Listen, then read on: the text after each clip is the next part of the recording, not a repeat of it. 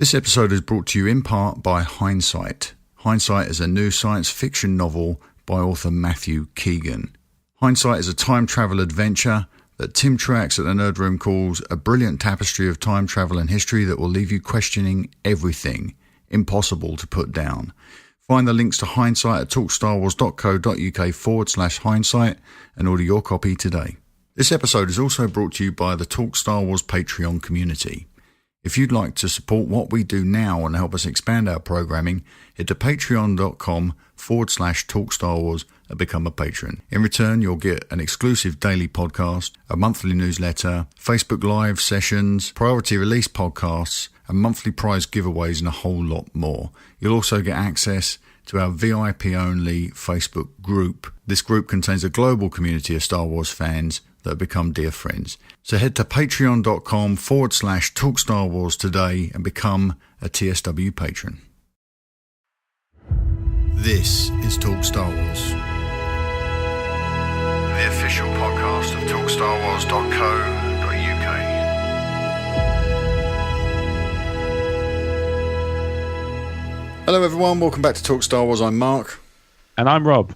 And it's episode 106. We're going to be looking at the trailer for Solo Star Wars. What's up? Hang on. It's 1066. I was trying to slide away from that naming convention. Well, next week we won't have to worry about it because I can't imagine me. we're going to have much much to do with that one. No, that probably won't be. All right, we'll let 1066 pass this week then. So, yeah, we're going to be looking at the Solo A Star Wars Story trailer this evening. We're not sure if Paul will be joining us or whether he'll join us in time, but we'll get there. How you doing, Rob? See. Everything good? Yeah, I'm good. I'm pretty tired. It's been a long week. I've been a very busy boy. You've been on a lot of podcasts this week. I have. They're still some of them are yet to see the light of day. In fact, most of them. But when they come around, people will realise, man, he's been busy, and most of them happened in the same week. Yeah, I thought you were going to say they've yet to see the error of their ways by inviting you on, but no. Oh no, that's kind of implied. Not at all. Don't sell yourself short. I'm very much looking forward to your appearances on said shows. Oh well, marvellous. Do you want to give a list of what ones you're on so people can look out for them? Well, I can say a little bit. So I'm appearing on an upcoming episode of, I think it's going to be on the San Diego Sabres feed. Okay. I won't go into too much about what that's about. Right. I'll keep them all kind of, yeah, be relatively subtle. Yeah, be deliberately and irritatingly circumspect, as I like. Indeed, yes. And I'm going to also be appearing on a very special episode of a certain podcast done by a certain member of the Commonwealth. So, it's a milestone one, if that's any clue. So look forward to that. On a certain podcast. Indeed. Excellent. Certain podcast, yeah. Wonderful. Exactly. One of my favourites.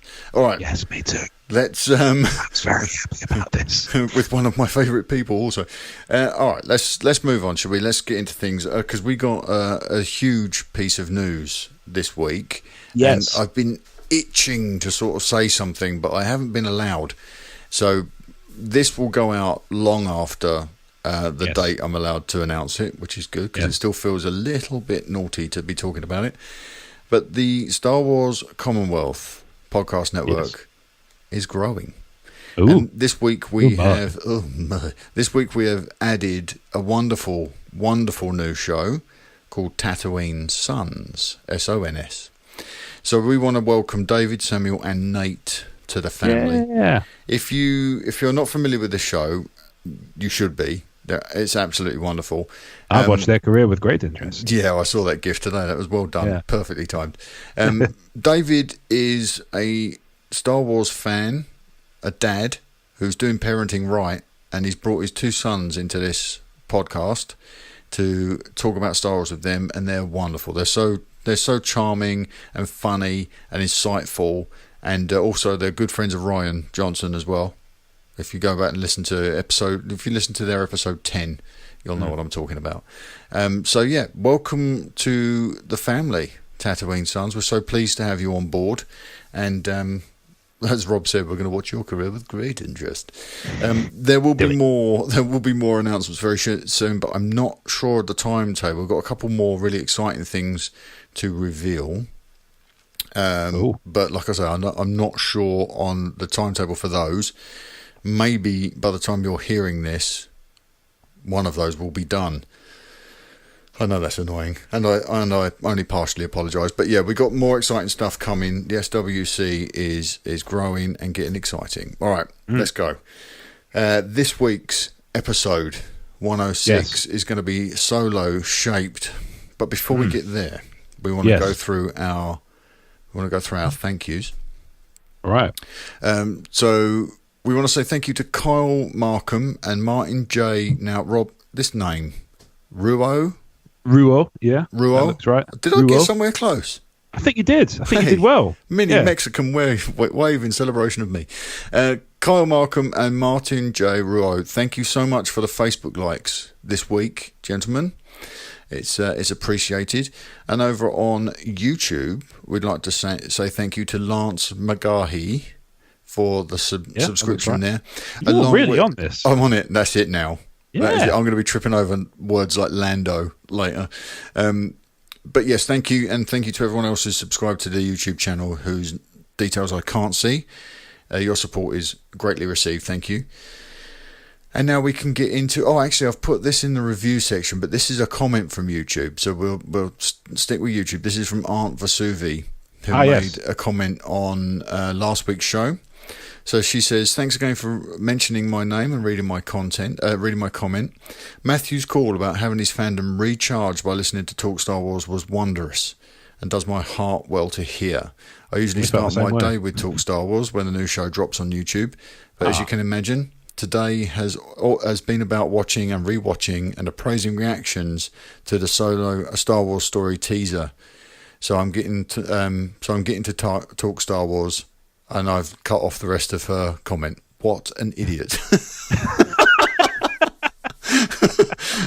Vesuvi. Good old read more. Thank you so much. Yeah, the good old read mores tripped me up. You can only assume that afterwards, Vesuvi went on to say, Mark and Rob are by far the best ones. I've barely noticed the difference since Paul's not turning up at the beginning. for weeks and weeks on end. Exactly, yeah. Yeah, Vesuvi, I'm sure... yes, that solo trailer has been taking up a lot of everybody's time this week, so I can understand that that's taken priority over us. Hopefully you'll enjoy this episode when we go through it, most likely frame by frame, as we all want to do. All right, so thank you for that, Vesuvi. All right, reviews. We don't have any new reviews this week, but you can check out our reviews at talkstarwars.co.uk/reviews. Yes. And you can leave us a 5-star review in iTunes or Apple Podcasts and take advantage of our Ron Burgundy policy, which means whatever you write in that 5-star review, we will read verbatim. So if you want to promote something like a podcast or a blog, that's where to do it. There's only one rule, and that's keep it clean. Yeah, I was about to say, with a caveat that if Apple let it through, it's going out. So first, be careful what you wish for. Yeah, be very careful what dreams you destroy as well, because that's happened. All right, shall we move into listener comms, dear Rob? Yeah. Because I think we're just about through the opening part of the show there. So listener comms, you can send us your questions and comments via Twitter or Facebook, or you can send us an email or a voicemail to talkstarwarsinfo@gmail.com. With a voicemail, just attach an MP3. Record it straight into your phone, fire it off to us via email, and we will play it into the show as a voicemail. So the first email this week is from Derek Taylor, our friend Derek. Would you like to take this one, Rob? Yeah, by all means. So Derek writes, hello again. Okay, apparently he's written in before. Just reflecting on your article called In Defense of the Holdo Maneuver.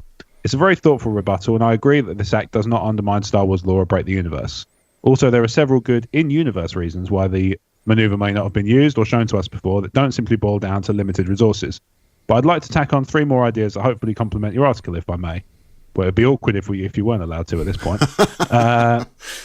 1. Science fiction versus science fantasy boils down to physics versus fun, the possible versus the pleasurable, the enjoyable. Lucas chose the latter genre specifically to employ storytelling devices like the Holdo maneuver. In this vein, Rian Johnson is in perfect continuity with the creator. 2. It's not used frequently in Star Wars for the same reason it's not used frequently in our universe. Kamikaze/suicide attacks are not a very effective way to win a war. They may yield a big tactical win here and there, i.e. the HMS Formidable or the USS Bunker Hill or 9/11 and 7/7. But as a strategy for ultimate victory, they suck. You don't have to do an extensive study of military history to confirm this. Just browse the Wikipedia page about kamikaze attacks. You'll find effective defense security tactics that can be updated, and you'll find quotes from Japanese soldiers criticizing the act for strategic reasons. In short, there are sound military explanations why Churchill didn't order kamikaze/suicide attacks during Britain's darkest hour, plus the UK and United States are still functioning after suffering from surprise attacks. 3. For me, the bigger question is why Hux didn't take any defensive actions. I had a very convincing argument described elsewhere. The entire First Order should be viewed as incompetent impersonators of the Empire. Snoke is not Palpatine, Kylo is not Vader, and Hux is not Tarkin. All of them are wannabe posers, not just Kylo. This trope is best demonstrated in the opening battle by the old school Captain Kennedy saying, "We need to scramble our fighters 5 bloody minutes ago." Thanks for taking the time to address this issue. May the Force be with you. Derek in Denver, Colorado. Nice one. Thank you, Derek. Yeah, nice. And breathe. And breathe. Well read, mate. Yeah. Thanks for adding to the piece on the site with these insightful comments. And yeah, I agree. Point 3 in particular, I really do agree that for the bigger question about why Hux didn't take any defensive actions, I think for me, my headcanon is the Empire's failings all boil down to arrogance. It's kind of like, Luke commenting about the Jedi's hubris. Yeah. With the First Order and with the Empire, a lot of it is about arrogance. They just think, we can do this. Because there would have been ways for Hux and the First Order to have tackled the Raddus and stopped that slow motion, that almost White Bronco-esque chase through space. There would have been ways to have done it, but they didn't feel the need to because they thought, we'll get them in the end. It's just they're like a cat toying with something it's caught in the woods. It's they don't feel any sense of urgency because they're incredibly arrogant. They don't think they're going to lose. They never think they're going to lose. And that's part of the reason Palpatine got himself into hot water and Return the Jedi, because he underestimated everything, including the potential for Vader to turn on him. Yeah. So it's sorry, go on. No, please do. I just that was it. It's just their arrogance is their undoing. Yeah, I mean, I don't fall out with point 3 on this list. Point 2, I think, speaks to a broader problem, which we'll touch on when it comes to talking about the Han Solo trailer, which is a lack of imagination on the part of the Star Wars writers. Okay, do you want to elaborate a little bit on that now? Yeah, by all means. So one of the things that, like I say, I'll go into it in more depth on when we're talking about the Han Solo thing, but the Star Wars universe has a wide variety of options that allow you to do exactly the Holdo maneuver without sacrificing a human life. Yeah. So there's droids. They're plentiful. Yes. There are smaller ships. They are all similarly, they're not plentiful in the same sense, but they're a lot cheaper than a big capital ship. So you wouldn't, you don't necessarily need, as Jedi proved, you don't need a full-size dreadnought to run through something in order to take it out. You can use a small starfighter through the bridge of a Star Destroyer. You hit it in the right place, and it drops like anything else. Yeah, was that an A-wing in Jedi? Flew into one of the... was it the Superstar? It flew into the Superstar Destroyer, in fact. It took down a Superstar Destroyer, quite so. So, for me, that's the bit that doesn't swing for me, is the idea that because it couldn't work, because we don't do it in our world, it couldn't happen in the Star Wars universe. My problem at the moment is that too much of that thinking seems to be bleeding into Star Wars, and we're actually going a little bit away from that fantastical. We're going a bit too close to the real world. And I say there's a bit more to talk about in the Han Solo trailer. Yeah, that kind of speaks to that and kind of bolsters that feeling. Well, I wanted you to be able to get that point across here, because we're going to put the Solo trailer breakdown behind a spoiler wall just in case people are staying dark for the movie. That's fine. I didn't want people to sort of miss out on the point that you had to make. To my mind, with the Holdo maneuver, it was never intended. That wasn't her intention. When she was going to stay with the Raddus, it wasn't, I'm going to stay with the Raddus and then fly it through the Supremacy. That wasn't the plan. No. The plan was that she was going to be able to be on board that ship and make tactical moves and respond to the situation. Lead them away whilst the landing craft made planetfall on Crate, and she could make it look like there was still a crew aboard the Raddus when there wasn't. It's by no means my biggest problem with that whole part of the plot. So it doesn't. I'd say it jars for me as doesn't quite work, but it's not a deal breaker.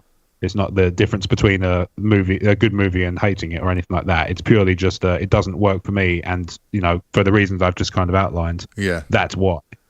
Yes, yeah, because it sounds a little bit too close to reality. Yeah, this is it. And I mean, it's a perfectly valid point. Kamikaze and suicide bombers and stuff don't win the war. They may turn the tide of a battle, but like I say, in the Star Wars universe, there's loads of ways to make that work. Yes, and we're not doing, and we're not. We're almost. It seems like we're consciously steering away from that stuff, and that sort of concerns me a little. Yes, for those who haven't read the Holdo maneuver, one of the points I made in there was how in the real world, and this is another problem with the reality sort of bleeding into our fiction a little bit. In the real world, having people fly craft into structures, there's a shorthand there now for us, unfortunately, with the reality of the world we're in. And I don't think a filmmaker, I don't think a writer will want for the character to be misrepresented by that crosstalk between the intention on film and the shorthand in reality. I don't think a writer wants that confusion. No, indeed. Which is why it isn't implied, it isn't applied, in the suicide attacks aren't applied to the storytelling in Star Wars because there is a shorthand there for that now, and our heroes, they won't do that unless, like in Holdo's situation, she's sort of backed into a corner. Needs must, and it was an act of desperation. But yeah, thank you, Derek, so much for your comments, and thank you, Rob, also for your insightful comments. And we'll discuss that a little bit more, I'm sure, when we get to the Solo trailer. But I didn't want anyone that's staying dark to miss your comments here. Yeah, fair enough. I appreciate it. All right, let's chat about Matt Gilbert's email. He sent. Well, actually, this was a comment through the Patreon feed. He sent me this message. He says, "As a general question, this is an add-on to another comment he had that relates to the general question." As a general, I'm not familiar with that character. Yeah, he said this. It's a trap. As a general question, do you think we will see Mandalorians in the Star Wars TV series or movies?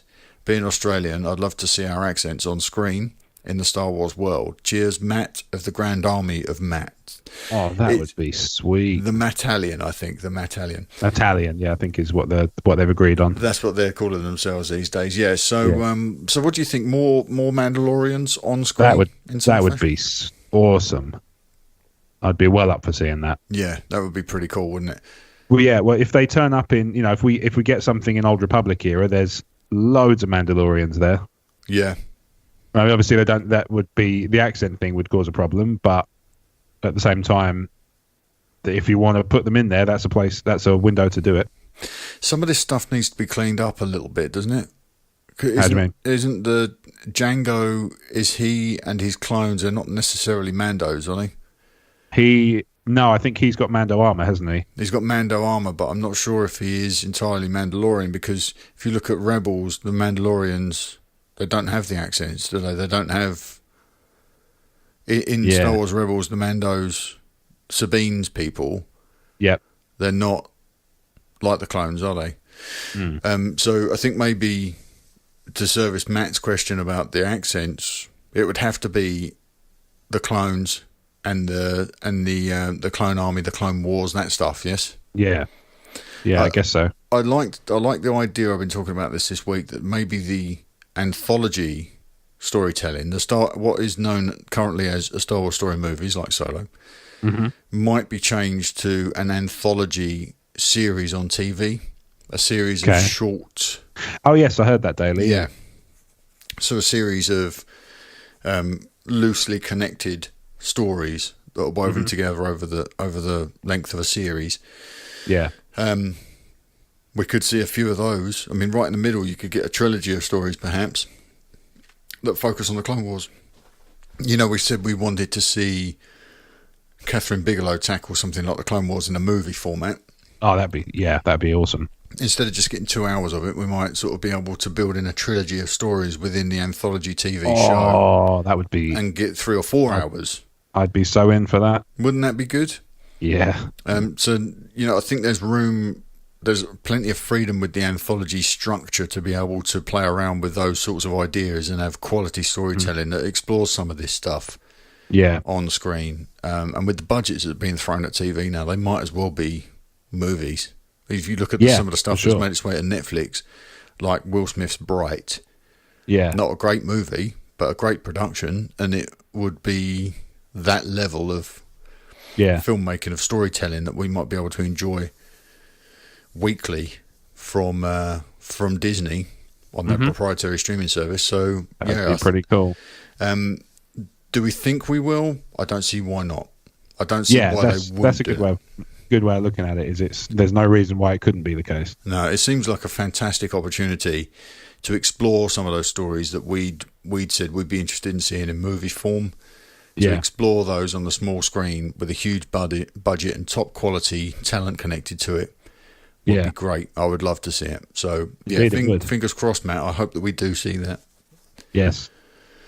All right, these next few questions came in today. Okay. We were looking really light on the ground. I thought, we're going to have a nice lean show and we're going to get to our trailer breakdown very, very soon. And then we got like this tidal wave of emails. So would you like to take Paul's? Paul Corey's by all means. So this is from Paul Corey. Hi, lads. Hope all is well. My quick question is, do you think in the new Solo movie they may try and explain why Han shot second? They might have him make a mistake by shooting someone first to try and explain it, or some other explanation to try and make us understand why it was changed. So basically he's saying, will they kind of retcon a retcon? Yeah, I guess. Kind of. I guess that is one way of looking at that. Yeah, a retcon of a retcon. Retcon squared. A retconception. Oh. Double retcon. So, will Solo, a Star Wars story, play with the Han shot first thing? I think what we've seen so far in this trailer, it's a good indication that they're going to play with a lot of these established Han characteristics. And I think it's unlikely that they would let that one pass. I think they're going to play with it. I don't know if they'll use it to try and explain anything, but I certainly think they're going to nod at it in some way. Yeah. Even if it's just Beckett saying, shoot first, ask questions later. That kind of throwaway thing would be fitting, in my opinion. Mm-hmm. Yeah, I think you're right. I think that's probably, if they're going to handle it, I would imagine that would be how they would do it. Something more like that. Just, again, it's more like a fan service that sort of feeds in a little bit rather than something that's essentially very... hopefully it's not ham-fisted, that's all I'll say. Yeah. Because I feel that in the past that's been a problem with the new movies. It's a little less of the subtlety. I think there's a bit of that in the Solo trailer, which I've already forgiven, but I think there's something in there that qualifies as what you've just said, this ham-fisted kind of nod. Yeah, I'll be interested to when we get there to hear your thoughts on that. Yes, yeah, we'll get there soon enough, but yeah, I think we're both in agreement they will probably do something with this, with the shoot first thing, but I'm hoping it will be subtle, and I'm hoping it will be baked into the story in a way that doesn't call attention to itself if you're a casual moviegoer. So you don't feel like you're on the outside of a joke, but to us we'll all be going, oh yeah, there it is, and nodding along. So yeah, I hope it's done that way. Thank you, Paul, for your question. Yes, thank you. We got this email today from Jaden, in inverted commas, because obviously the mystery emailer. Jaden says, hello guys, obviously a huge week for Star Wars has just passed. I'm somewhat optimistic about the Solo movie. I personally thought the teaser was actually better than the trailer. And that's fine. It looks fine. I like what he did there. The big news is the Game of Thrones Helmers are going to be developing a series of movies caught me by surprise. And yet it makes sense because everyone seems to want their own Game of Thrones. My questions are, and we're going to do these one at a time. We'll break these down one at a time, I think. Cool. With the movie and all the Star Wars projects that are in development, will we see 2 Star Wars movies per year? What do you reckon? I really hope not. I really hope not as well. I get the feeling, I know a lot of people are thinking that's kind of inevitable and that maybe... I've seen interesting theories that, I think I mentioned the theory I heard in the Rogue Squadron Patreon group about Han Solo being kept to the date because it gave them a chance to cleanse the palate after Last Jedi, Right. knowing that it could be, divisive. Yes, yeah, I remember you saying that last week. Yeah. So in a similar way, I've heard people say that they think that it's testing the waters for 2 movies a year. Now, I don't see it that way. I see it as they're really desperate to project confidence about this film because obviously it's had one of the more checkered, You one of the more checkered development cycles of the of the post-acquisition lineup. Yeah, of the new movies. It's I would say arguably has had the more storied time of the, Rogue One obviously was not without its issues, but I think, Han Solo loses director midway through, had to reshoot, a significant portion of it. Yeah. At the very least, we can say that. So I think that it's more about not puffing their chest out, but, very clearly kind of demonstrating confidence in that movie. Yeah, it's almost like they're saying, we're fine, we're all fine here now, thank you. Yeah, absolutely. Have a movie, yeah. And if they'd just done that on Twitter, it would be really obvious, I think. But, that's still how I see it. I think that's what's happening. Yeah. It's their sort of, not so much, like I say, not puffing the chest out so much because it's not a show of arrogance. It's just a show of, be reassured because we're not worried. Nothing to fear here. Yeah. Exactly. I'm with you. I really hope we don't end up with 2 Star Wars movies a year. I think as a Star Wars content creator, of course, for us, it would be an advantage to have that much product to write about and talk about.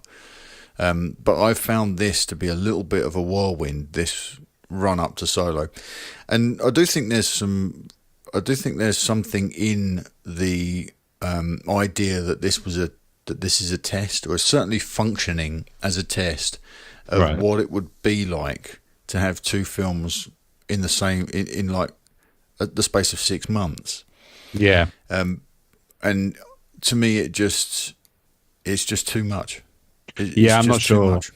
I'm not sure I'd be on board with more. I mean, if nothing else, I probably get 4 opportunities to go to the cinema a year. Yeah. If I then have to make 50% of those Star Wars, that's going to be a tricky one to justify to myself increasingly. Yeah, it would be.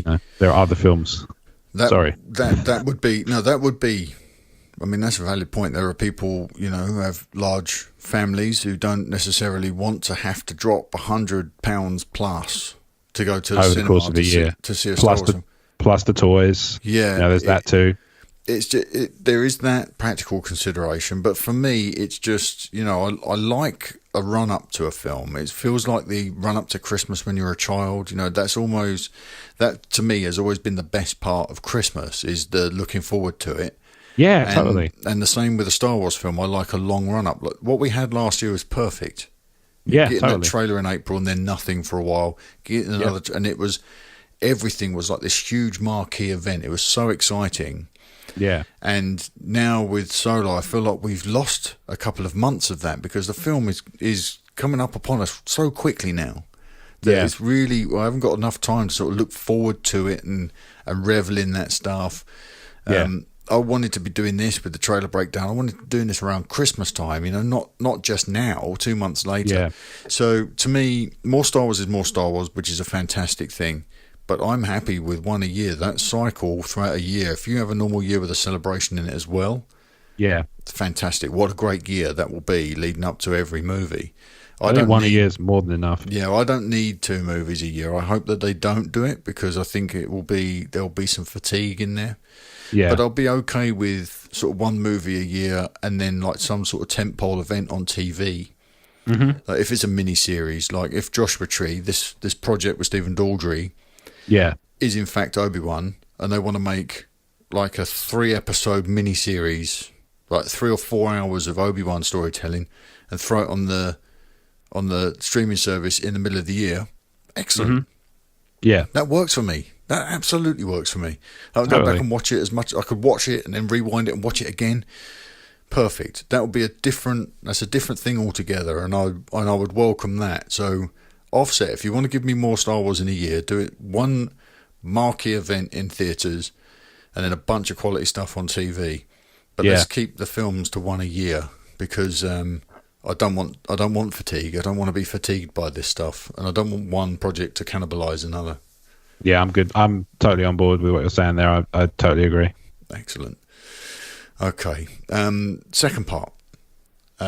Considering the success of Game of Thrones, will these new movies be grittier and, like the question I posed last week, be more on the mature side, or do you think they want that creative freedom, or do you think they would want that creative freedom? So I think what Jaden's saying is, with David and Dan, David Benioff and D.B. Weiss, coming from Game of Thrones, which is seriously adult content, I think we can agree, very, very mature content. That's fair to say. Yeah. Will they want and will they be granted that sort of freedom to tell similar stories in the Star Wars universe? No. I really don't see it happening. I think the most you would expect is a 15 Star Wars movie. You're never going to get a Game of Thrones style blood and guts. It's a kids franchise. Yeah. Game of Thrones has always been a fantasy. It's always been a brutal fantasy story. As far back as when it was a series of books yet to be completed. As long as that's been the case, it's always been a hyper violent, hyper sexualized TV series and book series, and that's fine, and that works for that universe. But in Star Wars, that's not happening. No, and I'm good with it not happening. To be clear as well, I can deal with these things being separate. Yeah, I'm with you. I hope they don't go that way with it. I don't, I bristle when I watch the Netflix Marvel series. I bristle at some of the language. I bristle at some of the sexual content. I bristle at some of the violence. Because to me, I don't really watch Agents of S.H.I.E.L.D., but I could watch Agents of S.H.I.E.L.D. And then this thing is also the same franchise, part of the same family. Yeah, there's some cognitive dissonance there for me. What I expect to find in one, I don't necessarily enjoy this new element that they've thrown in. I watched the Jessica Jones season 2 trailer, for the new show that's coming to Netflix, and it just the language just kind of puts me off. And it's not, I'm not an old, I'm crank. Not prudish. I'm not an old crank. It's just, when I lower myself into these franchises, I want it to be wholesome. If I want to watch something with violence and language and adult content, no, I'll go and watch that. But if I want to watch Avengers, I expect to be able to watch everything across that franchise and have the tone be consistent. And the tone for these Netflix series is so wildly different. And I don't find that very rewarding. So I hope they don't do it with Star Wars, because I want it to be a universal experience. I want somebody who's watched Star Wars Rebels to be able to watch what David and Dan make for the streaming service, or what Disney make for the streaming service, or what David and Dan make from this series of movies now. I want somebody who watches and enjoys Rebels to be able to have access to all of that. And it might require the presence of an adult, or an adult having watched some of that content ahead of time to know that it's suitable for their younger children. Yeah. But I want them to be able to enjoy it. I don't see why we would start excluding people just because we can. I think we're more likely to see it turn up on TV if it's going to be mature, more mature themed, because, I would imagine the demographics of Netflix viewers are probably they skew a little bit older. Yeah. So I imagine streaming services, you're probably looking at a slightly older skew, but realistically, in the movies, I don't see it. And like I say, I'm good with not seeing it. Yeah, they might end up excluding part of the audience in the theatres, and the box office might struggle. Yeah, exactly. And we've seen kind of there is a kind of drop off. Well, there has been a little drop off.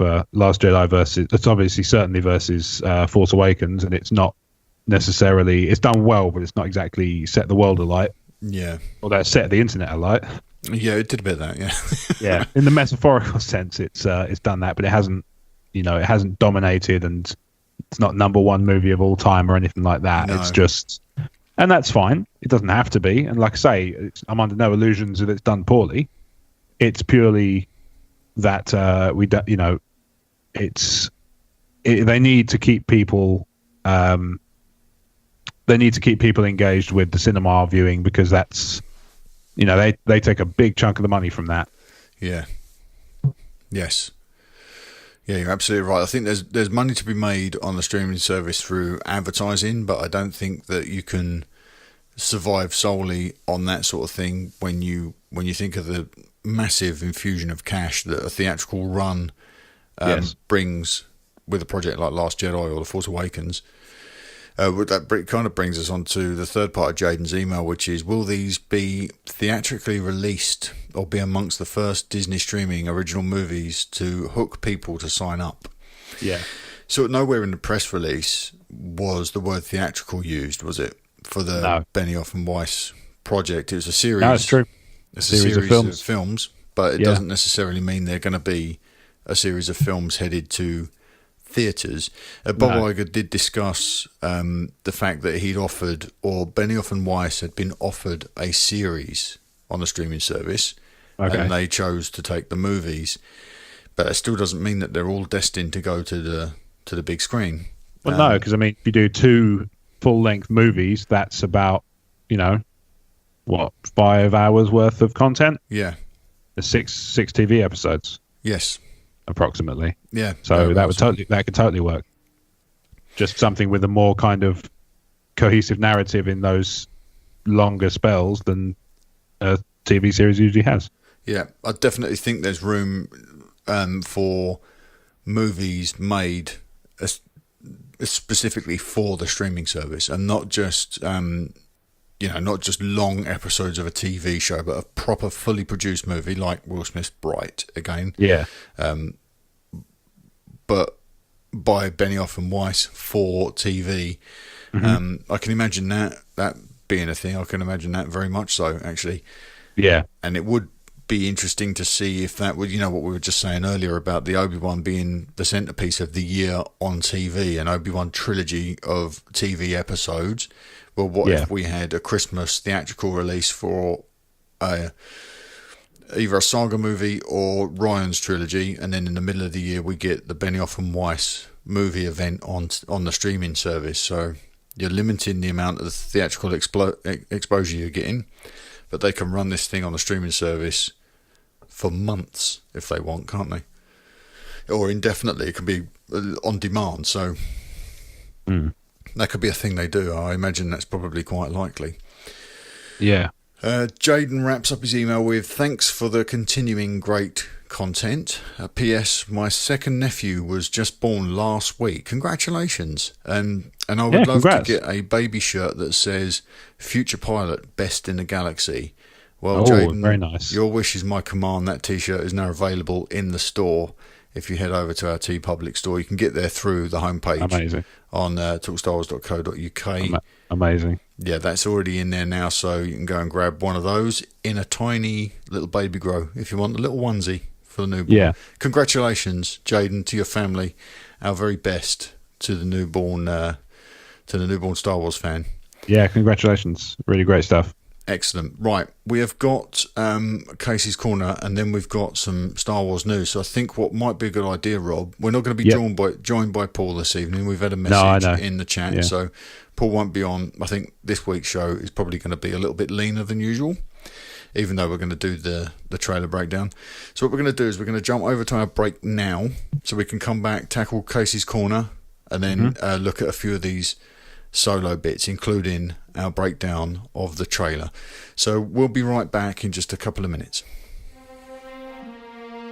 If you'd like to support what we do here at Talk Star Wars, then head to patreon.com/Talk Star Wars and become a patron. Your support will help us as we expand our programming to include further shows, and in return you'll get access to an exclusive VIP Facebook group, a monthly prize draw, weekly Facebook live sessions, priority release podcasts, an exclusive daily podcast, and a whole lot more. Head to patreon.com/Talk Star Wars today and become a TSW patron.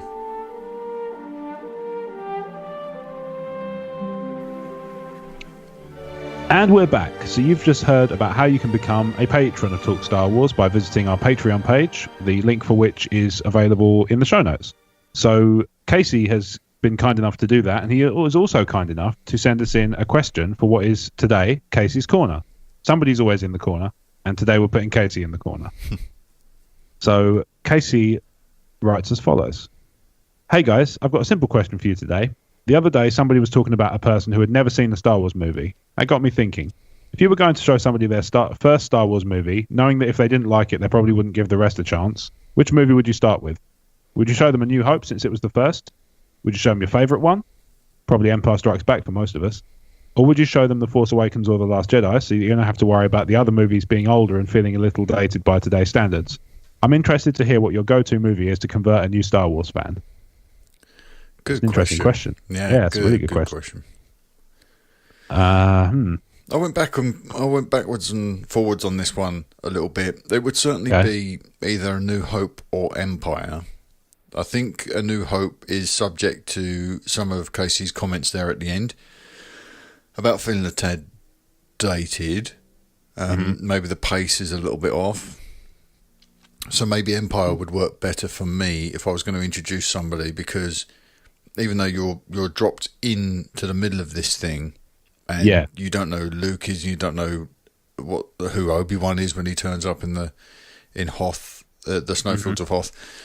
But I think there's so much in there. There's so much thick drama in there. There's so much heavy stuff that you could watch it and then go back and watch A New Hope like a prequel, and then we'll recontextualize some of that stuff.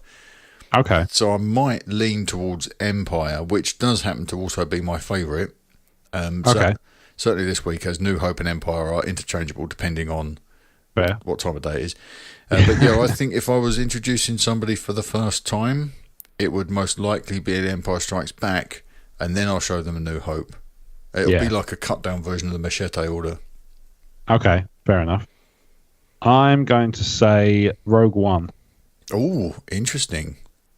Because it's somewhat modern, but it does tie in nicely to A New Hope. I don't think I could go with the new films, because I think that if you watch the new films first, I get the feeling it would probably lose a lot of impact in terms of it being interested in the old characters. Yes. Because you have no context for who they are. Yeah. What's more, you also lose, you lose some of the magic of where you go after that. If you go backwards and do the whole saga as a prequel, you lose. It's very jarring because it goes from really new to slightly older to really old, and then back to really new. Which is very weird. But I think if you're not going to do A New Hope, I would do Rogue One. Rogue One's a great call. That really does work because it kind of sells the universe. Yeah. And the sort of central themes and everything, it does set up A New Hope beautifully. That's a really good call. I might have to... Can I make this so it sounds like that was my idea? Is there a way to... No. I like that, Rob. I think that's a really good call, actually. And plus, it's self-contained enough to be a one hit and just sort of have someone say, oh, you know what, that's great. It's accessible from start to finish. It wraps up neatly, but it does set up so much more. That's a great call, Rob. I prefer yours. Mine sucks. No, good one. Spirit. Well done. Good call. Casey didn't really put his go-to in there, did he? No. I'd be interested, Casey. I'd be very interested to know your take on these things. It's not when we always make Katie tell us what her choice is when she chooses us to choose her favourite moments, and we almost insist that she tells us hers. If you're going to write in something like this, I'm always interested to know what your point of view is as well. I'd like to see where you're coming at this from, especially because I think Casey's a younger fan, certainly younger than me. So his perspective on these movies will be very different to mine, and I think that's sort of implied in that comment there about how the older films do seem somewhat dated, especially in the pacing with the first one. So yeah, I'd be very interested, Casey, to know what your choice of movie would be. Good stuff. Yeah, that's a good rule of thumb, actually. If you're going to write in a listener question, by all means do, but we want to know what you think. Yeah. Totally. Yeah, no, absolutely, because it's all about our listening community, and it's about the listeners and want to know what their thing is, not just about us burping our opinions out there into the world. Great stuff. Thank you, Casey. Thank you very much. Okay, right. We've got some solo stuff to talk about before we get into the trailer breakdown, and then we'll wrap up with a couple of bits of Star Wars news from elsewhere. All right, cool. In the franchise. First things to discuss this week are the trailers that came out. So we had the teaser trailer with 45-second teaser trailer came out at the Super Bowl. For us, was sort of into Monday morning. It was pretty much into Monday morning at that point, wasn't it? Yeah. Although I must say, I woke up, I think, about 1:30 a.m. and I checked my phone and I saw the conversation going on in the Commonwealth chat about it. And I saw one person said, it's a lot more like Empire. And I thought, that's it. I'll shut that off until I've woken up, and I went back to sleep. Yeah. And then Monday, we got the full trailer. Mm-hmm.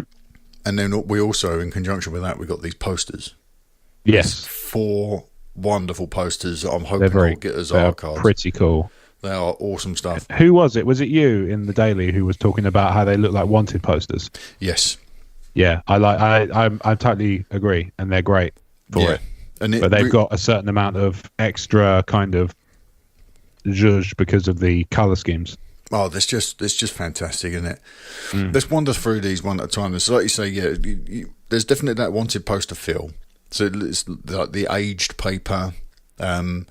It's definitely selling to me. I also said on the Daily that it's selling to me this Western feel, and it's making me think of Serenity and the way that film was very much a sci-fi Western. I watched that last night, by the way. Very much like a science fiction Western movie, and I'm hoping that this film sort of leans into some of those themes and tones. Yeah. But yeah, the splash of colour on these posters, they're so unique. They're such a departure from what we've seen previously with the wonderful Drew Struzan and illustrated posters, and the more recent. I keep calling it CGI, but I mean Photoshop floating head stuff. Mm-hmm. This is such a breath of fresh air for me.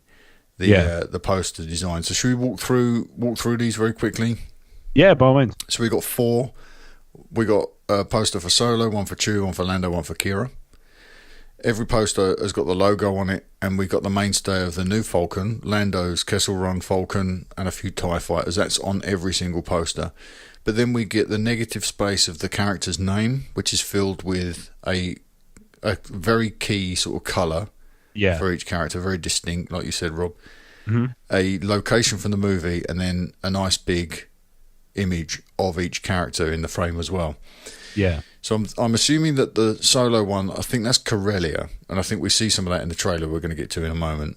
All right. Would you agree? I can see that. That makes perfect sense. You're going to see, we're probably going to see a bit of that in the early stages of the film, or in flashbacks. And we get the quintessential sort of Solo pose with the DL-44 held out in front of him. Yeah. Looking every bit Han Solo to me.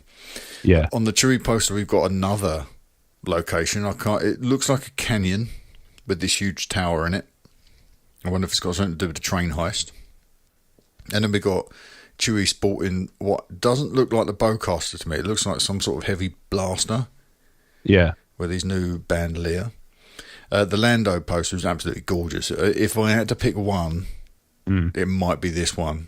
Because Don Glover is just MVP, if you ask me, of this film so far, and he hasn't done anything yet. Yeah, I really like the Kira poster. Actually, it's gorgeous. It's a great pose, and I don't know what it is about that color they've chosen for it. It's just stunning. It's beautiful, isn't it? So it's like a lilac sort of color. And she look like a Western sort of dame. Yes, she does, and that's one of the things I kind of picked up on is that there's a lot of that kind of theming in the teaser and trailer we got. Yeah, it's just great. I mean, you got Solo the gunslinger, and then you got her, this sort of Western kind of dame. But Lando looks very much like a pirate to me, with the cape and the scarf and the material around the waist, like the cummerbund around his waist, and that bling gun that he's sporting, and the beard and everything. He just looks like a pirate, and the Falcon as his pirate ship. I love what I'm seeing so far in this movie. Yeah, I'm head over heels for this thing. Have they confirmed that it's his ship in the film then? Yeah. This is Oh, they numbers. have. Okay. Some of the Bresnikan coverage has sort of indicated that the Sabak game that we see Lando playing. I covered some of these images in the Facebook Live this evening. Yeah, is part of that losing the Falcon. But yeah, this is the Falcon when it's in Lando's possession, which begs the question: what on earth happens to it in the few years between this movie and A New Hope? It's the question on everybody's lips. It is, isn't it? I mentioned. I don't know if you've heard the Daily from today yet, Rob, but I mentioned in there that I think it was today that I suspect that's what happens to a spaceship when you have a Wookiee living on it. That Maybe the other Wookiee sheds everywhere. The other possibility that occurred to me is the notion that it's a junker version of the nicer ship, and the nicer ship gets blown up. Oh right, okay, yeah. So maybe that's the Kessel Run Millennium Falcon. So that's actually his kind of almost like a backup ship. Right. It's hard to explain what I mean because I don't literally mean lucky I have a spare. Yeah. I mean, purely that it's not the Millennium Falcon. That Millennium Falcon and the Millennium Falcon we're used to are not necessarily the same ship, or they're not entirely. It's not entirely comprised of the same parts. Right. Gotcha. And it would actually kind of reframe the sort of back and forth about you lost her to me fair and square, and Lando's actually kidding around. He's like, I'm amazed you still got this piece of crap. Yeah. And actually Han's like, I really like this ship because he's actually modified it, and it's a project of love. Whereas for Lando, it's just like a bit of junk that he got a shot of, and maybe was almost secretly not bothered about. Well, it is. That is a really interesting read, and I haven't heard anybody say that yet, Rob. But if it is the same ship, which I think we're led to believe that it probably is the same thing.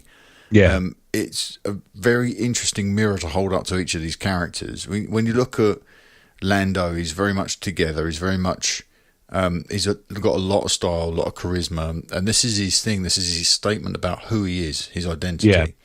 Yeah. And I was saying this morning on the Daily that I thought the YT 1300 Corellian freighter was actually the truck of space.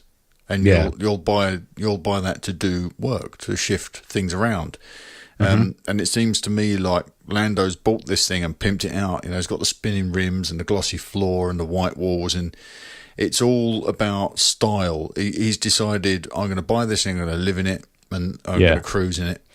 And I think it might be his contribution to this crew. We're going to get to this in the trailer anyway, the breakdown, but it's like he's the getaway driver and this is the getaway car. And by the time it ends up in Han's possession, it's less about style and it's less about making a statement about who you are. It's more about stripping that thing down and making it function. He's a drag racer. He's a rat rodder. That's the kind of archetype that Solo is. It's about getting this thing to do stuff and do it quick, and not necessarily about how does it look. It's more about its performance for him. So he's jettisoning parts, taking panels off and all this sort of stuff. And he's got the hood up all the time where he's tinkering on it. That's essentially what Han's doing throughout the movies, isn't it? He's tinkering on this thing to make it work better. So that's, to me, even though it never actually works, but there's always something wrong with it.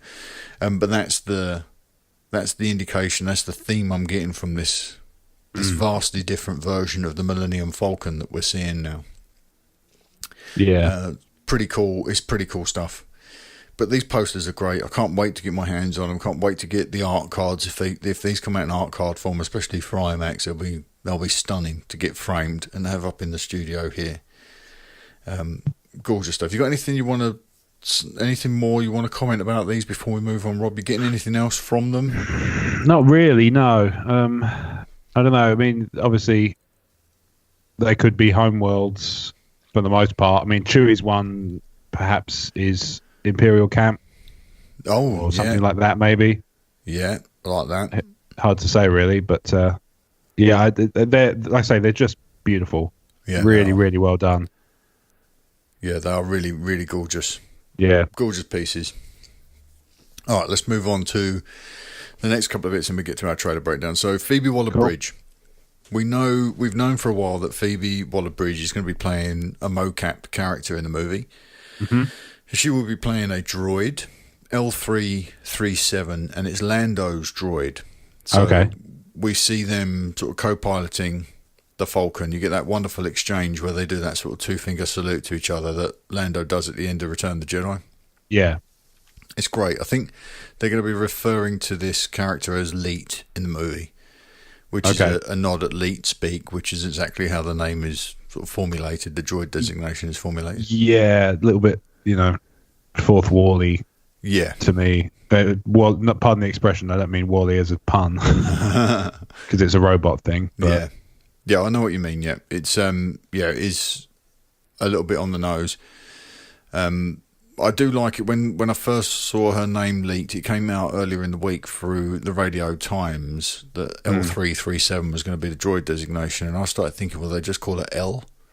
Yeah, or Ellie, makes sense. Yeah, because she's going to have a more feminine disposition because obviously Phoebe Waller-Bridge is bringing this character to life. So yeah, it will be a really interesting dynamic, especially between Lando and this droid. It's not something we've seen from him, really, is it? We didn't get much of his interaction with Lobot. We didn't get much of his interaction with Nine Num in Jedi, really. Yeah. So this will be kind of cool. And Tandy Newton as well is another character that I was completely ignorant to her nature or name. Okay. Tandy Newton is going to be playing a character called Val, okay. And she is a potential rival to Han. I don't know if she's going to be a member of Beckett's crew or if she's from a rival crew, but Bresnikan's coverage indicated that Han will end up going up against her, facing off against Beckett at some point and facing off against Val at some point as well. Okay. So there's some interesting stuff there, but she looks fantastic in the trailer. I think she looked really cool. Yeah, they're very cool. Yeah, some great stuff going on in this film. So that is really awesome. And I think if you're ready, we can jump into our breakdown of the trailer, Rob. I was born ready, baby. Okay, I'm gonna screen share now so that we can slide over and we can edge through this thing together. And we are now going to break down the trailer for Solo: A Star Wars Story.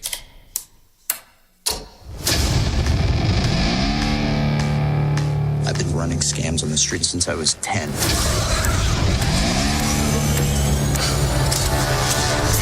I was kicked out of the flight academy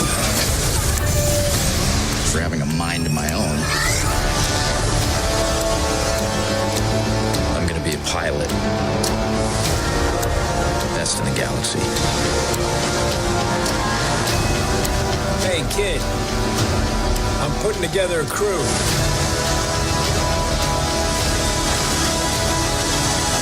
You in? That's yes.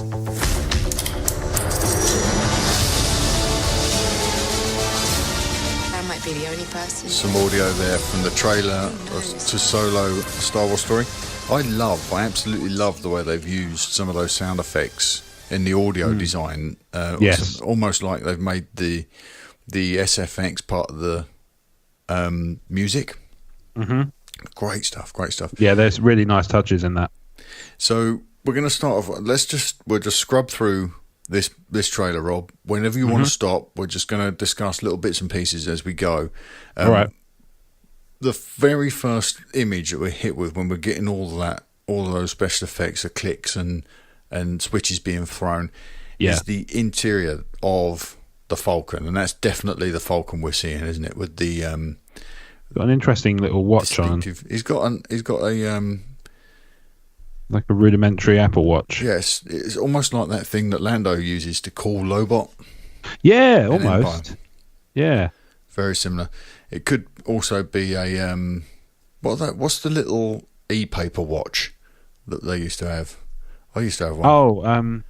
I can't remember. I'm spacing. Pebble? Was it Pebble? I know Pebble, yeah. Pebble watch, yeah. It looks like it might be a Pebble watch.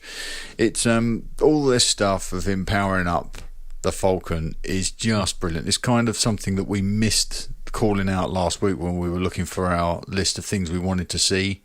Yeah. Is him throwing all the switches, but it's exactly the same kind of theme, isn't it? Not really seeing him, just seeing a hint at him doing all of this stuff.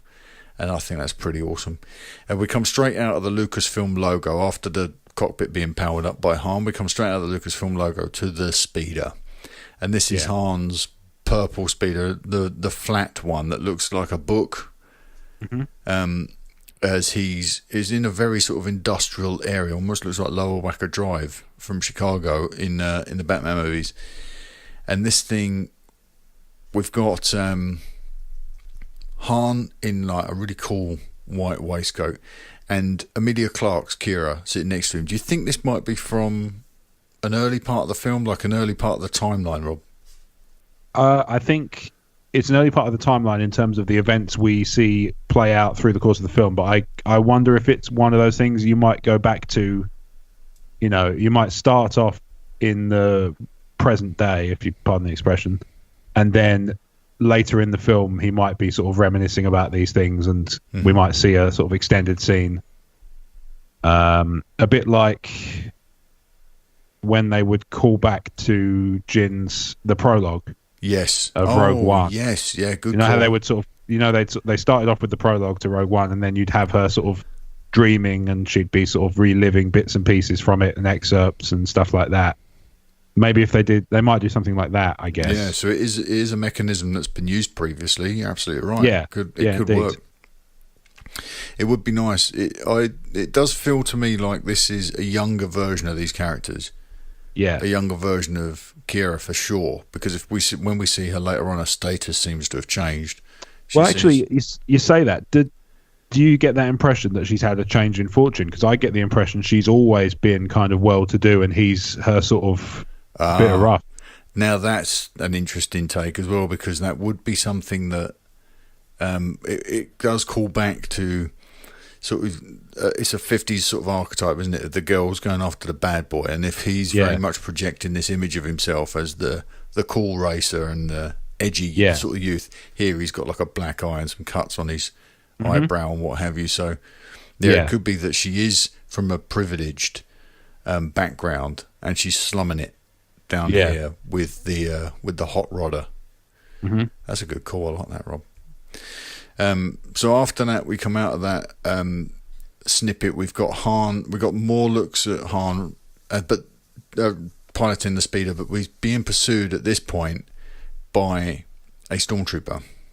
Yeah, and this speeder bike, we saw the practical version of this on set. This was at a power station in the UK. I forget what the name of the power station is. And we saw a practical version of this speeder, and it looks like a blockade barrier type thing that also serves to be a bike. Do you think he's cobbled it together from bits of, like when like the sort of the stereotypical American father and son go-kart building pastime? Oh, do you mean Han speeder? Yeah, do you reckon he's kind of cobbled bits and pieces together from sort of junk and all that? Because it doesn't look uniform.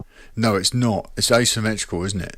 It's like one side has almost got like an engine cover missing. It's got like a Robot Wars kind of feel. Like he's been tinkering. Like again, he's been tinkering with. He's taken a sort of a shell and tinkered with it and made it. I always oversteer it in one direction, so I've changed it down this side, so I'm not gonna crash and things like that. He sort of it looks like a hodgepodge kind of trial and error. Yeah, trial and error vehicle. Like he's adapted it to kind of suit him. Yeah.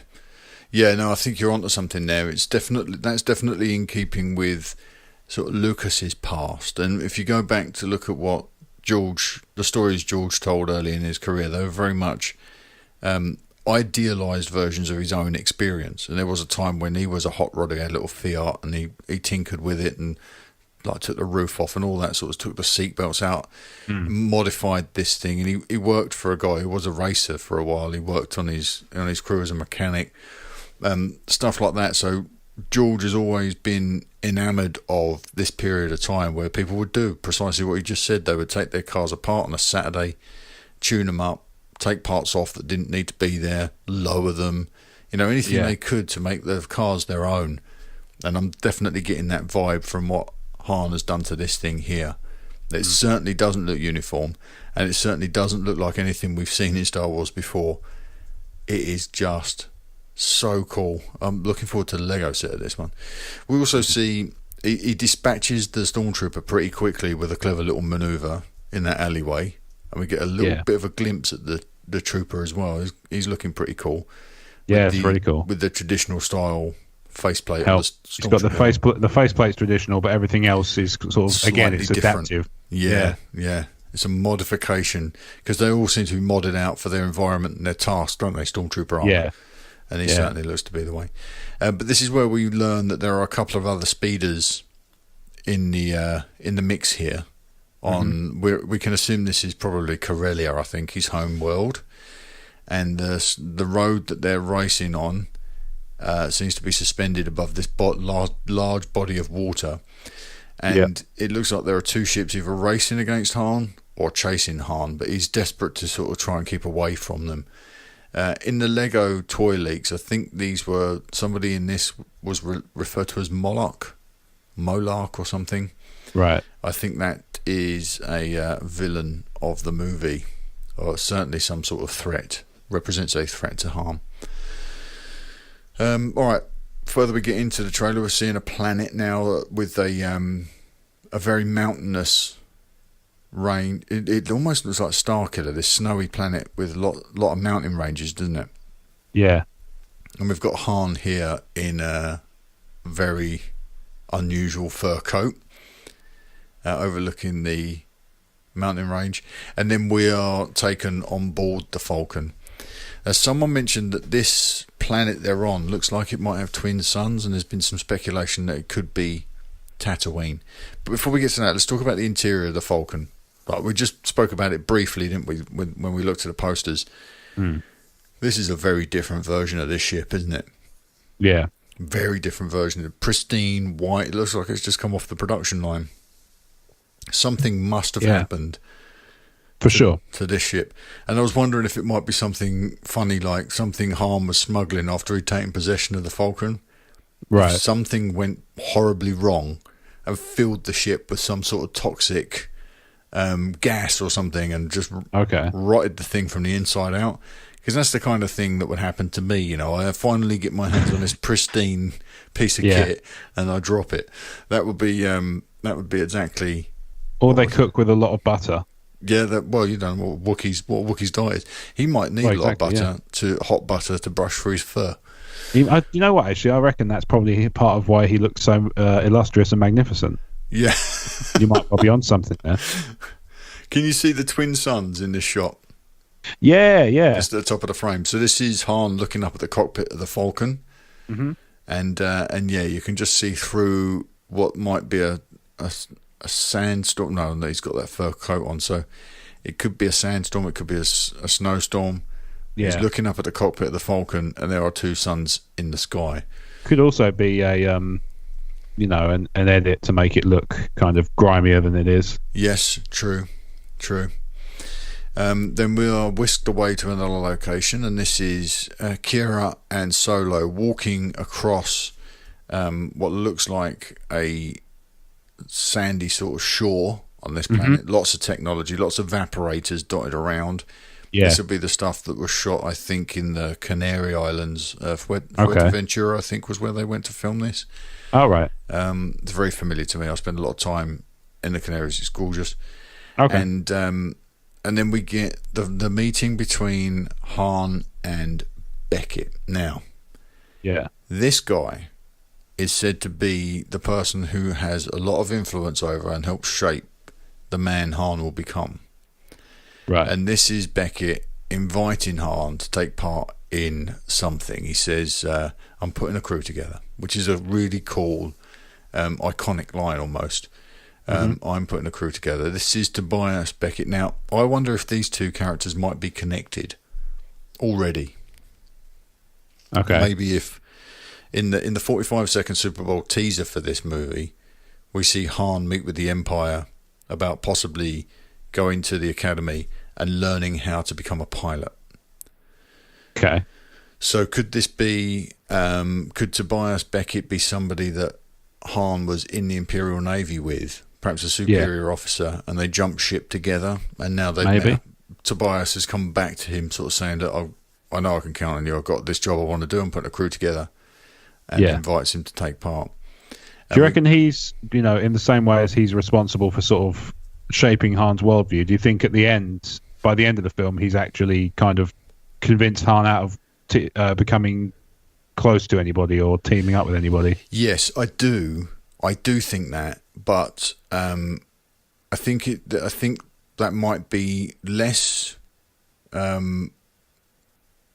by word or deed and more by his demise. Dispatch? Mm-hmm. Yeah, his dispatch maybe. So I don't know. He might be I get the feeling he might be a complicated, maybe a more nefarious character. Right. Yeah, I think there's that quality about him for sure, and you have to remember that Han's in the underworld here, and Tobias Beckett might be the guy that pulls him in. Yeah. And they probably can't be trusted 100%, but I still think there's probably some degree of affection between the two. We hear Beckett refer to Han in this moment as kid. Mm-hmm. So it's very much the sort of dynamic we see between Han and Luke when Han has also elevated himself into a senior position in a relationship. But in this way, I think it's Beckett kind of using that term of endearment towards Han. I think that, it might be that the lesson Han learns in this movie is when you get close to people, they leave you, or when you get close to people, they die, and then you're left alone again. So it could be something like that. There is a moment in the 45-second Super Bowl teaser trailer where Chewbacca puts his hand on Han's shoulder as they're looking out over the ocean. Yeah. And I wonder if that's after the loss of Beckett, maybe, and he's feeling that.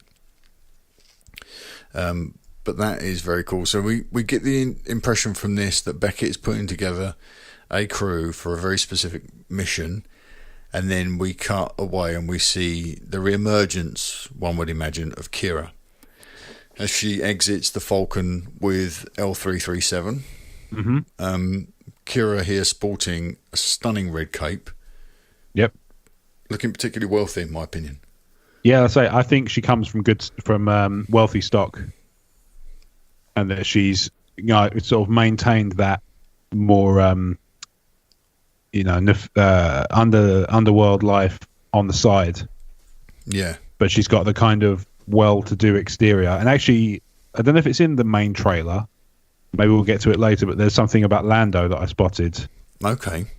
So I say we'll wait to see if it turns up in this trailer, but if not, I'll mention it at the end. Okay, cool. We'll scrub through and we'll cool. come across that, I'm sure. We're seeing in the background there L337 walking out. She looks very, very unusual, this droid. Very tall. Yep. Also looks a little bit like she might actually collapse down. Yeah, I was going to say, because it looks sort of like a corkscrew for a leg. Yeah, it looks like the leg might fold in two and she might become a lot smaller, and perhaps even there might be some sort of wheel mechanism there where the knee is. Yeah. It's a really strange, really unusual design, this droid. I like it very much. It's almost like the top part is FX7, the medical droid. Yeah. It's very, very unique. I'm looking forward to getting the figure of that. And of course they're exiting the Kessel Run Falcon, which looks the best it's ever looked. It looks the business, yeah. It really does look very, very good, doesn't it? All right, we're moving on, and we get our first shot of Lando. Don Glover in pirate garb. Absolutely in pirate garb. If you look over his shoulder there, I think there's Constable Zuvio in the background. It's definitely, I think it's definitely his time. Yeah, it's time to shine. And so there's the grin.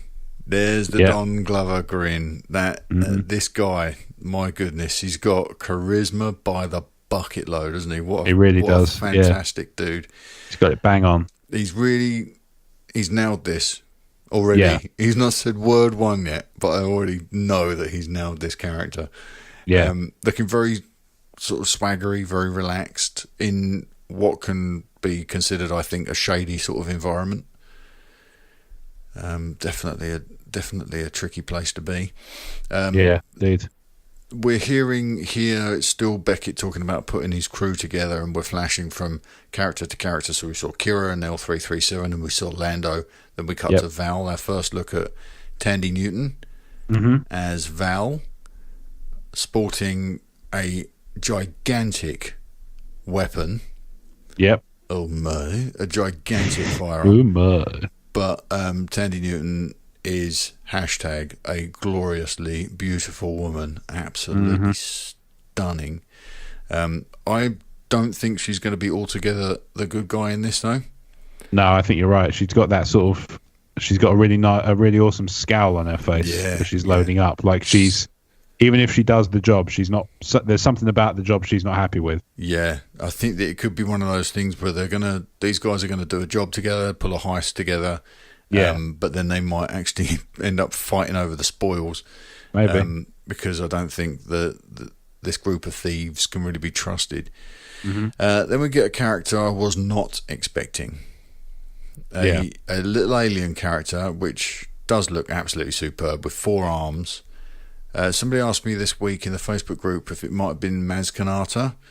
No, because very, very quickly. Yeah, it's a quick shot, so it is hard to be sure, but it does look like a new species.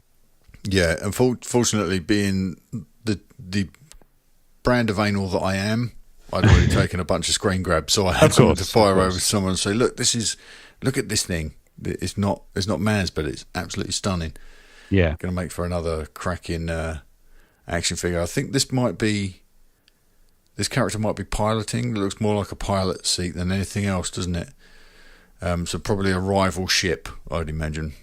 Yeah, well, I mean, that looks like it's not a gun turret from the Falcon because it's the wrong shape. Yeah. And the person in the background looks like they're dressed in some sort of uniform. Yeah, he looks, almost... Unless, I'll tell you what, actually, unless the alien is dropped in to hijack a vehicle. Right, okay. Do you see the sort of look, because we're scrubbing through it now, do you see that look from the actor in the background where it's like, where did that come from? Yes, it looks like this creature might have leapt over him in that corridor to get to the seat. Maybe, or dropped out of the ceiling. Yeah. It looks like there's a panel that falls. Yeah, is that a panel falling, or is it... An umbrella? Yeah, something, isn't it? I thought it might have been like a cover being pulled off of the controls. Oh, that's possible actually. Yeah, it could be that, but it's it's very intriguing. Then we end up with Han in a very smoky, very seedy looking environment. This looks kind of like the cantina, almost like a cantina, like a poker table. Yep, there's Sabak table. Yeah, I think you'll probably find that Lando is down there. If you look just between Han's legs as we move through the frames, that's Lando. He's facing him, isn't he? Yeah. So he's right. Lando is at that table right in front of him. So it's probably going to be like a Casino Royale type moment with all the gamblers together, and that might be the first time Han meets Lando. And then we're back to the snowy planet, and we've got Chewie sporting 1.5 bandolier instead of his usual singular bandolier with some big gigantic shells. Bandolier braces. Yeah, bandolier braces, and this is where Beckett's invited Han to take part in this heist, and of course Chewie roars and Han says, that means yes. That means yes, yeah. So that's kind of cool. And then we're on the Falcon. Now, remember my theory that I think Lando's been hired because the Falcon's a getaway ship, a getaway car, and he's the getaway driver. And here he is with in the pilot seat with L337 sat next to him, doing that Return the Jedi 2-finger salute, which I think is such a nice little touch to sort of throw that in there. So these two are certainly partners and have an established relationship, I think, for sure, as they power up the Falcon together. And then this is the shot we saw. This is the Falcon jump into hyperspace. Now, we saw some behind the scenes shots from Ron of this moment, didn't we? Where they were doing the jump to hyperspace's rear projection effect, with the cockpit of the Falcon surrounded by a huge screen. They were projecting the hyperspace effect onto the screen. So this is all practical rather than a comp in post. Yeah. And you got Han sitting in the seat behind L337 as the ship takes off. Probably, I would imagine, on their way to the first job that they're going to do together. Yeah. And then we're whisked away to an alien-filled party. Now, we saw some of this as well on set. This is where we're going to meet Dryden Voss, I think his name is. This is Paul Bettany's character. I would imagine right. Paul Bettany's up on that platform that we're looking at, Rob, I would think. Most likely. He is kind of like this movie's underworld figure. Mm-hmm.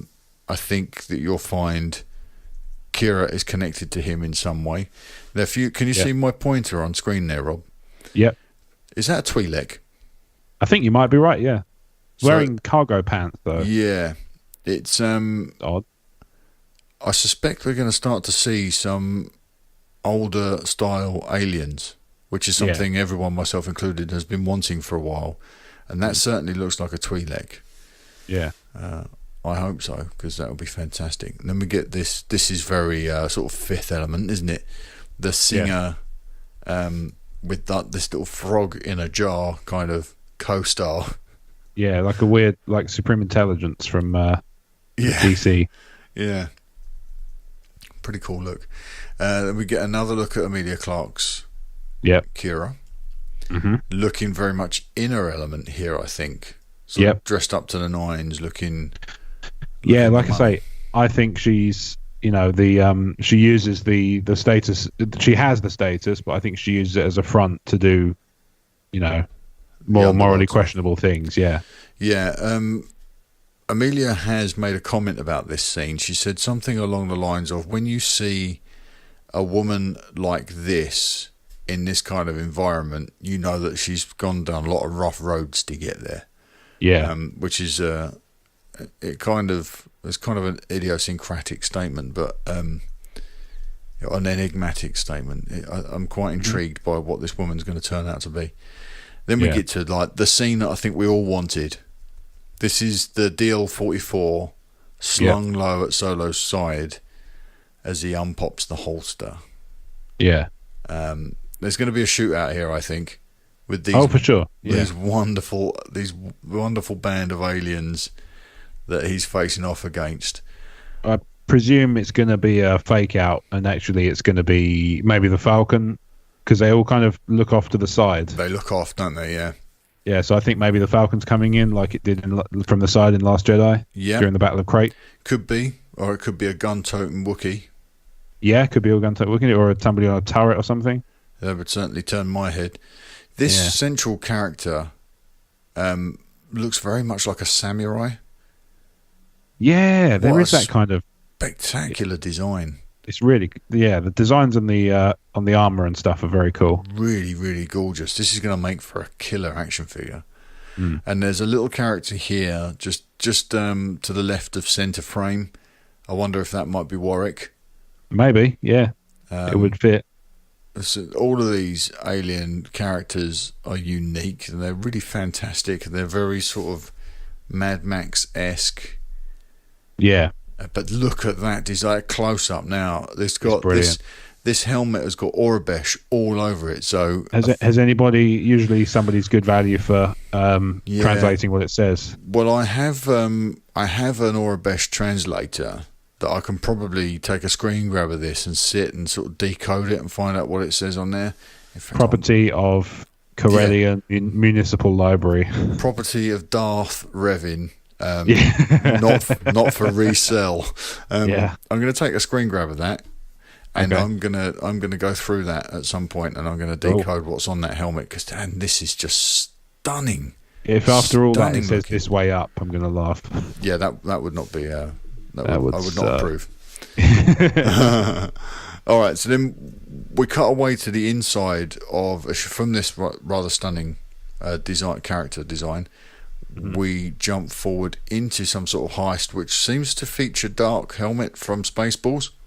Yeah, it does rather, doesn't in it? there, yeah. And some, Yeah. I don't know if these are droids or not, or aliens, but there's some sort of action scene going on. And then we see Yeah. L337 in a control console somewhere Yep. amidst a huge explosion. So I hope that L337 doesn't share K2SO's fate. I think if you get Lobot, that might have to happen. Yeah, unfortunately. Yeah, hopefully not. I don't want to grow attached to that droid and then lose her straight away. All right, now this is a really interesting section. This is Han piloting a craft, right? Yes. Now, we've heard that in Bresnikan's coverage, we've heard that the train we're about to see that runs on the top and the bottom of the tracks, that big like bullet train thing. We're going to get to it in a moment. That's called the Conveyor X. And Han has to prove himself by robbing that train whilst it's moving to take an item. Well, we don't know what the item is yet. They won't reveal what that is just yet. Now, I wonder if this is Beckett sort of asking Han to prove himself by doing this mission before they get to the main mission. Okay. Which I secretly suspect Kira might have something to do with. Now, it looks to me like Han might be dumping this cargo. Maybe. The cargo on this little ship. It looks like he might be dumping it. Yep. Or it might be being stolen by those swoop bikes, because there was a bunch of swoop bikes in the frame there as well. Did you see those? Yeah. Actually, go back a touch. Mm-hmm. Those strings are already on it. Yeah. So it's not being dumped. I think it's being stolen away. So it might be they might be Val on the bikes. Oh, it could be Val. Han and Co might be on the bikes. Yeah, maybe. Well, I think this is Han in that ship. If we look at the previous few frames, there's Han inside a craft. Now, it could be clever editing. Yeah. But this craft, I'm wondering if this is the nose section of the Millennium Falcon. Oh, okay. Because if we scrub forward a little bit, there's a wonderful exchange between Kira and Han in there as well. And we see Han struggling to control this thing as it escapes from the planet. Now, that to me looks like it could slot into the front of the Falcon. What's interesting though is it's got a cockpit. Yeah. So it's got a separate cockpit, which would be weird for the Falcon. A bit like the Ghost has the Phantom. Oh yeah, Rebels. okay. So this would fly into the cockpit, would fly into the front section. And what I mentioned this earlier, I think I mentioned it on the Facebook Live, or maybe I did it on the Daily earlier on today, that this might be like a cross between a forklift truck and a crane. So you might take this out of the front of the Falcon, go off and pick up your load and bring it back and deliver it straight into the hold of the Falcon, and then you get out the other side. You get out one end of this ship, and you're in the area of the ship that we saw in The Last Jedi where they had the escape pods. Mm-hmm. So it could be that. It's got a strange little shape, isn't it? Do you think they'll do? If that's the case, do you think they'll do a kind of establishing shot like they did in Aliens with the cargo loaders? Possibly. Where they have it sort of, they have you kind of see that happen early on in the film to kind of set it up for later. Yeah, or it could be a cool moment where Han gets into this thing and it breaks away from the front of the Falcon, and that's when the reveal of the traditional silhouette of the Falcon is shown without this sort of loading bay, this load lifter type thing that plugs in the front. I'm not 100% sure. It's just looking at this thing for the first time, I thought, oh, well, that would be quite a cool little addition. And this is such an odd shape for a craft. But it does kind of... It would kind of plug into the front of that quite nicely. And it would alter the silhouette of that ship completely. Mm-hmm. But, that remains to be seen whether that is the case. But I do like that. So we're back with the exchange between Han and Kira, where she says, "I know who you are." And this is the moment where watching Alden sort of deliver this line and his expression felt very odd. What do you think of Alden Ehrenreich? I love this bit. This is my favourite bit of the whole trailer, because she goes, I'm the only one who knows what you really are. And he goes sort of all confident, "Oh yeah, what's that?" And then you see him falter just for a second, like he doesn't know what she's actually going to say. Yeah, so it's like, hang on, wait a minute. It's almost what if like she says something I'm not expecting? Yeah, it's almost like he gets so lost, he gets so caught up in playing the braggart and posturing all the time, and he seems to lose sight for a second here that she knows him. Yeah. And she knows that it's an act. Yeah. And apparently part of Harrison's direction toward Ehrenreich about this character was Han, or maybe it was Harrison talking to Ron Howard. Yeah. Han always feels like he's scrambling to try and keep up. He gives this air of he tries to cast the impression that he's on top of things when he really isn't, and he's just scrambling through, trying to sort of make it out in one piece. Yeah, and that's what I'm seeing here from Alden. It's like he's projecting this persona, but she sees straight through it because she knows the man inside. She's known him for some time. Yeah, yeah, and they are described as childhood friends. I like that about it. Yeah. That's working for me in terms of the only thing I'll be, I remember saying last week that the one thing I don't want to see is him just kind of pratfalling about while Emilia Clarke rolls her eyes. Yeah, we don't want that. As long as they don't go to that degree, which I'm worried. I think I get the feeling that was what was kind of, maybe that was where they overplayed in the Lord and Miller cut. Yes, maybe it was a little too heavy on making him look like a bit of a goof. Yeah, and we don't want he ended up looking weak. Yeah. You don't want the guy, because I'd imagine the shift between this buffoon who's constantly doing pratfalls to the guy that's going to get everybody out of trouble and save the day. That's a lot of space to travel in a movie. Exactly. Whereas I think that if they kind of come at it from a slightly more slightly stronger point of view, then he's going to have less. They're going to have less of that disconnect. Yeah. Yes. Absolutely. So after logo treatment, we cut to what could only be considered a singularly stunning frame.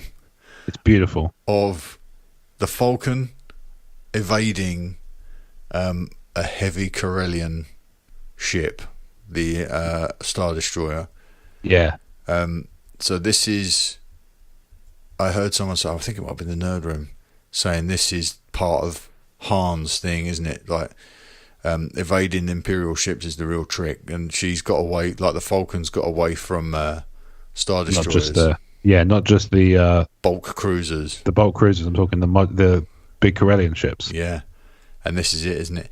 Yeah. I don't mind being wrong about this, but I think this is the Kessel Run. Okay. I don't think the Kessel Run is an organised race. No. I think this is them making a run through a dangerous part of space and being pursued by the Empire through it.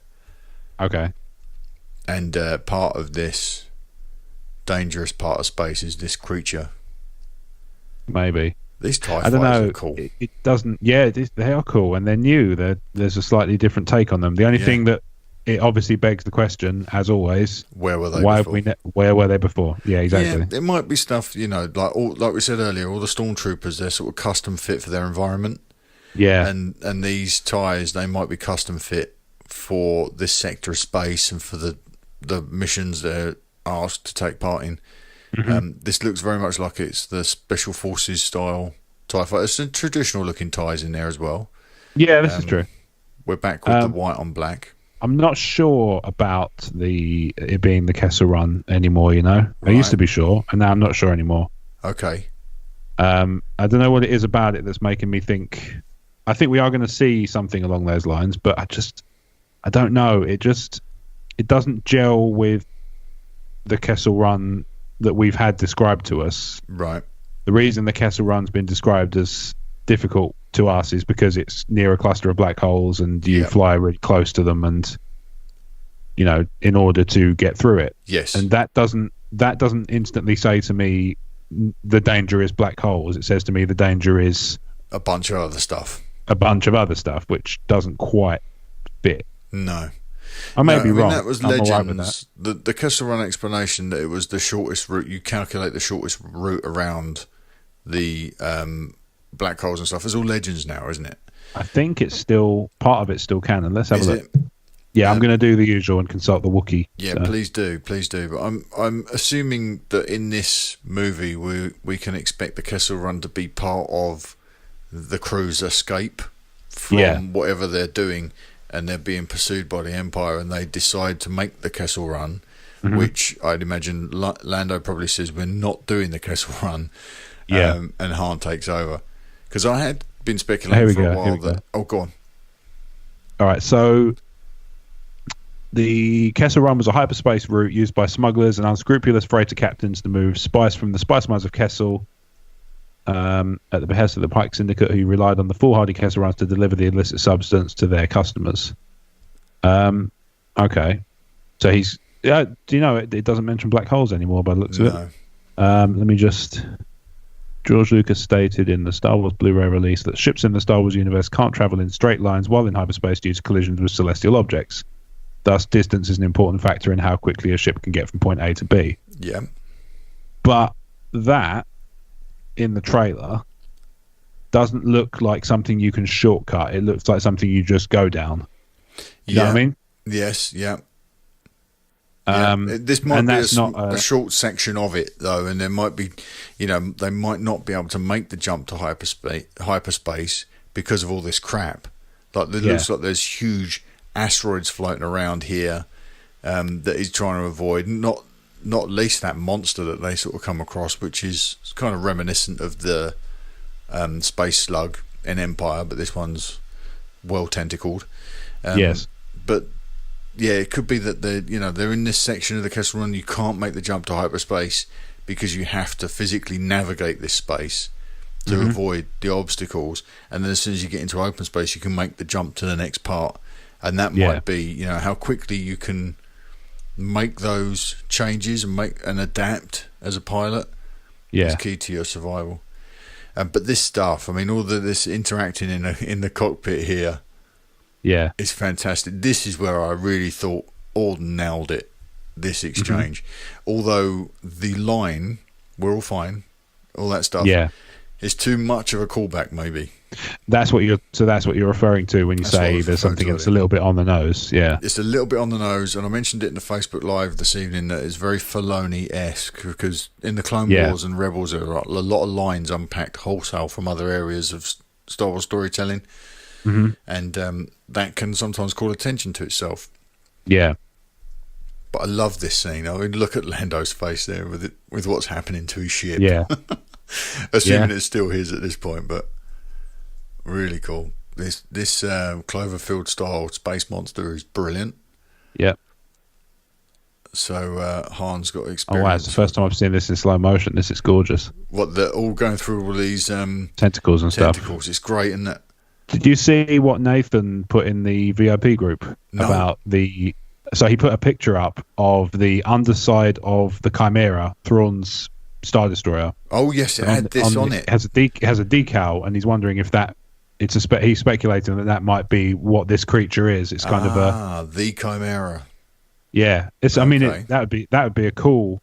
Again, that's one of those things that you don't need to know that, but it would be great. A nice bit of fan service if it was that. A great little nod, yeah. Yeah, which doesn't ruin the film if you haven't seen Rebels or read the Zahn books. I don't even think the Zahn books had any mention of the decals, because I think they're a Rebels creation. Right, okay. But that would be a really good one. That would be the kind of fan service I can really get on board with. Yeah, one that's subtle and and not integral. Yeah, exactly. Doesn't take you out of the film. Doesn't ruin any of the experience.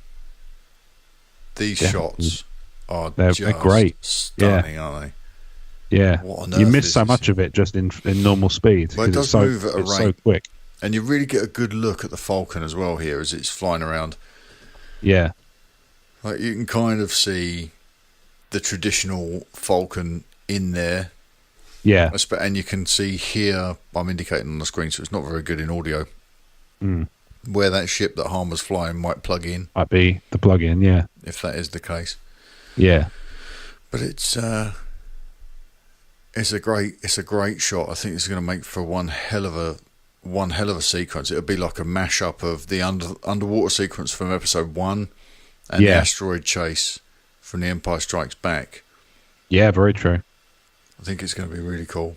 And then Yeah. we're out of that shot and we're straight into the Memorial Day card at the end of the trailer, and that's it. Yeah. Our first That's all she wrote. glimpse. Our first glimpse at Solo. Yeah.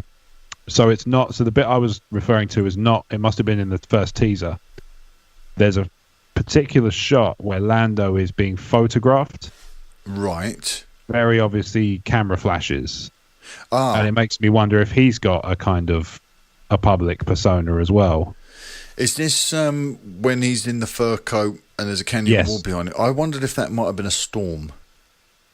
It looked like he was in a building though. Right. It looked like he was indoors. So let me see if I can find it.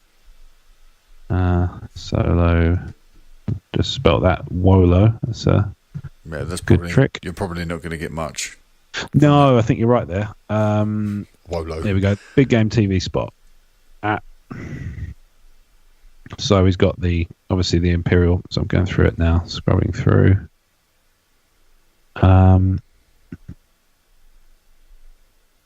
Oh, do you know what? Actually, maybe you're right. I think it looks like the inside of a cave. Yeah.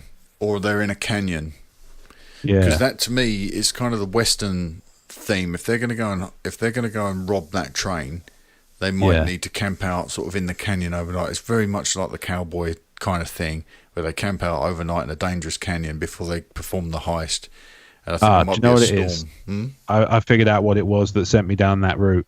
It looks like he's got a microphone in front of him, but it looks like it could also be a cane. Ah, okay. So maybe that's where I got my thinking from. Yeah, but this stuff moves so fast. True. It moves so very fast, doesn't it? Yeah. That's awesome. I love it. What's your overall feel about this trailer then, Rob? Overall, I'm positive. Mm-hmm. There's a couple of niggling things that are kind of bugging me a little. Okay. The tone of the movie could be all over the place, and what I mean by that is it looks like it could be a heist movie. It's got that almost a Bond movie feel to it in parts as well. Yes. With the sort of Card playing and stuff. The card playing, the big larger than life locales, the sort of lounge singers, that. There's a lot of that to it. So I have a slight worry that the film might be kind of very bizarre in tone to start off with, at least. So it might have the same sort of pacing problems that the first act of Rogue One suffered from, where it's a little bit all over the shop. Yeah. My other concern, which, watching it in slow motion is kind of, although that sounds weird, it has kind of alleviated it a bit, is I'm not seeing a lot of aliens. Right. It's all everybody's very kind of humanoid. Like it's like a Western in tone in places, but it's also, it doesn't look like there's a lot of imagination happening so much in the creature design, which is a shame. I mean, even if you look at that sort of creature that came into that pilot seat, it looked like a chimp with 4 arms. Yes.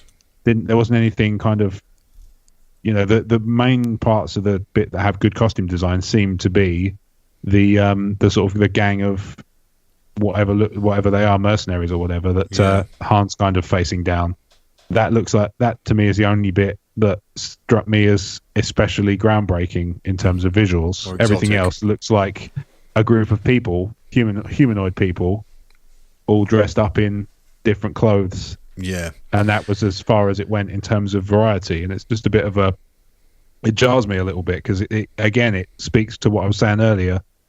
It speaks a little bit to people, the writers of the films, just kind of playing it a little bit too close to reality, and a little bit almost not lazy, is the wrong word, but a little bit too safe. And then they're sort of not exploring the boundaries of their imagination so much. They're playing it very kind of close to the where are the monster rallies of Lucas's era? Yeah, exactly. And we may see that in sort of we may see that in some of the sort of bigger shots and some of the sort of open spaces and the public spaces. But we'll see. I mean, I may be wrong.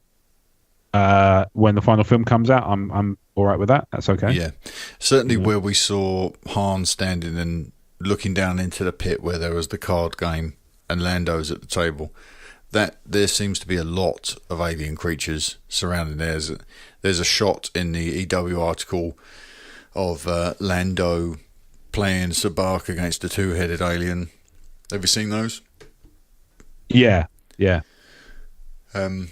was going to drag one in. If you've seen it, I was going to drag one in the chat. Oh, okay. It is that shot there. I'm just going to send this over to you.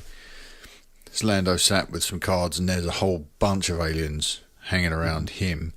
They're not so much the aliens we're familiar with from the OT, like not all that much in the way of Ithorians or Rhodians. Yeah. Or what are they from Malastare? What are those called? The Reese type things.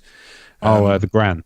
The Gran, thank you. Yeah, there's not all that many of those aliens. And I'm just dragging another image in of the inside of the Falcon.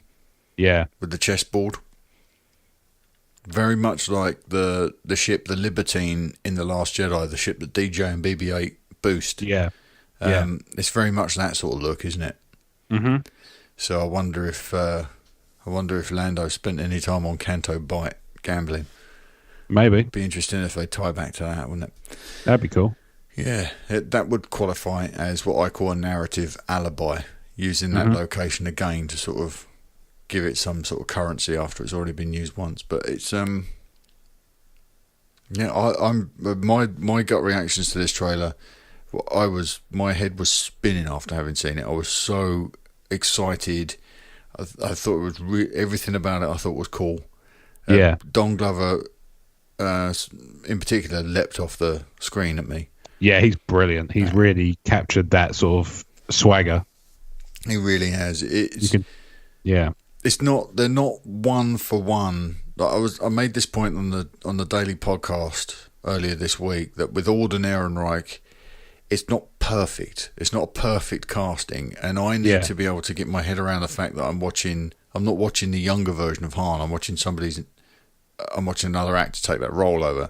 Yeah. I hope that Alden's performance can diminish that feeling a little bit, and I'm sure he will do perfectly well. No reason to believe he isn't. Yeah. But it is very jarring that these characters have been recast in the same way as like Ewan had been recast as Obi-Wan in the prequels. So it's getting past that. Once you get past that moment and you're in, I think that'll be it. If for some reason they don't achieve it, either of them, if they don't achieve it, that's when it becomes problematic. But what I'm seeing from Don Glover, I have no worries whatsoever. No, I think the teaser, the first one, that the big game spot they had during the Super Bowl, had me a little more apprehensive about Alden's adoption of the character, just because you didn't really get much of him, and what you did get sounded just like a sort of a little teenage brat kind of. I'm going to be a pilot. I'm going to be the best pilot. Yeah. In the proper teaser, the longer one, they actually kind of give him a bit more dialogue, and he sort of elucidates a bit. Yeah. And as a result, I was a bit more on board with it. And I think, like I said, some of the sort of facial expression work and some of the reaction shots and things, I think he's going to be fine. Yeah. Yeah, especially in that bit in the cockpit at the end with the thing where he sort of says, "Oh, I thought we were in trouble there, but we're fine. We're all fine." I like that. I know I said that moment. That moment's too much of a direct callback, but it does it is kind of like this touchstone. Like, this is the character that and I think, I can't wait to see more of it. I can't wait for the next trailer. Always wanting more. Always wanting more. Leave him hungry. So that's awesome. I thoroughly enjoyed seeing this trailer, and it's done its job. The posters, everything about this film, it looks so unique. I can't wait to get stuck into it. I like the tone. I think the tone of the overall movie, it looks very much like Rogue One. It's got a lot in common with Rogue One in terms of its visual styling, the color timing, the color palette of it looks very much like Rogue One. So I believe that it belongs in there as a part of that. That time period, that time frame. So I'm on board. I'm sold. Double thumbs up from me. Yeah, that's cool. Let's say I'm on board with it after the longer teaser. Yeah. Awesome. All right, let's move into a couple of bits of Star Wars news, and then we'll wrap up for the evening, shall we? Yeah, sure. Okay, so we've alluded to it earlier, and everyone's talking about it. David Benioff and D.B. Weiss have been announced as writers and producers on a series of Star Wars films that are to be released. No dates as of yet. They will be set apart from the Skywalker saga and Rian Johnson's trilogy. They will stand alone. Yes. Kathleen Kennedy had this to say of David and Dan, the producers of Game of Thrones. She said, David and Dan are some of the best storytellers working today. Their command of complex characters, depth of story and richness of mythology will break new ground and boldly push Star Wars in ways I find incredibly exciting. And in turn, David and Dan released a statement themselves saying, in the summer of 1977, we travelled to a galaxy far, far away, and we've been dreaming of it ever since. We are honoured by the opportunity, a little terrified by the responsibility, and so excited to get started as soon as the final season of Game of Thrones is complete. So I don't know what the timetable on that is, because I'm not a Game of Thrones fan. I've never gotten into it, so I don't know how quickly this is going to wrap up. How soon will they be free, Rob? Do you know? 2019, I believe it wraps. Really? Yeah. So as of next year, they are, I think they'll probably be free before that point, because that's when it airs. Right. They'll finish before that, I would have thought, with actual production. Okay. Obviously, they'll be doing press and stuff nearer the time of the series release, but I think in terms of being wrapped, they'll be wrapped earlier. Yeah. Here's the thing, right? Mm-hmm. Do you feel like it was the worst possible week to announce this? Because it comes so close to the Solo. The Solo trailer barely got, 2 days? Right. To sort of circulate, and then it's suddenly like, even better, here's something. It's almost like they went, here's something even cooler. It's like, way to go, guys. You've already got people who were apprehensive about this film, and then you overshadow it with an announcement about stuff that's not out for years. Yeah, this is the thing, and I don't necessarily have a problem with it. That never stood out to me as being an issue, but I think it's kind of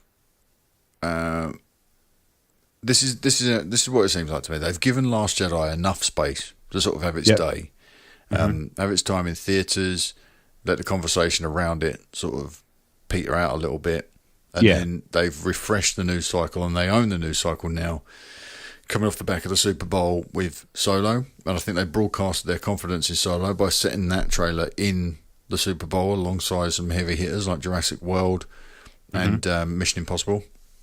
Yeah. And then they've come out on the Monday with the brand new trailer, and then they've continued to own the news cycle with this news.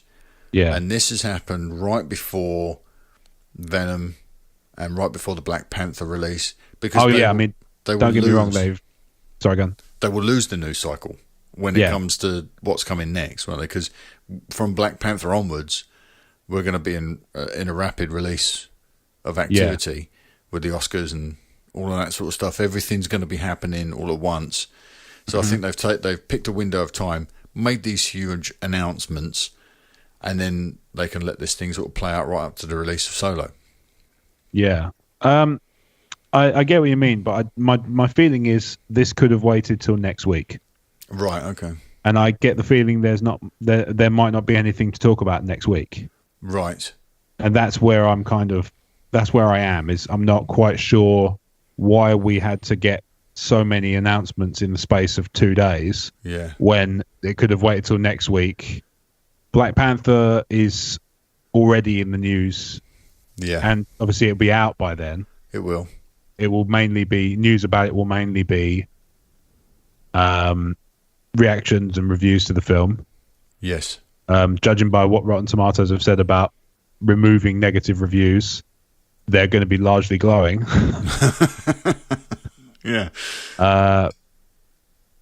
So there's going to be. I feel like there'll be a lot of conversation about Black Panther, but I feel like the reviews and stuff will go.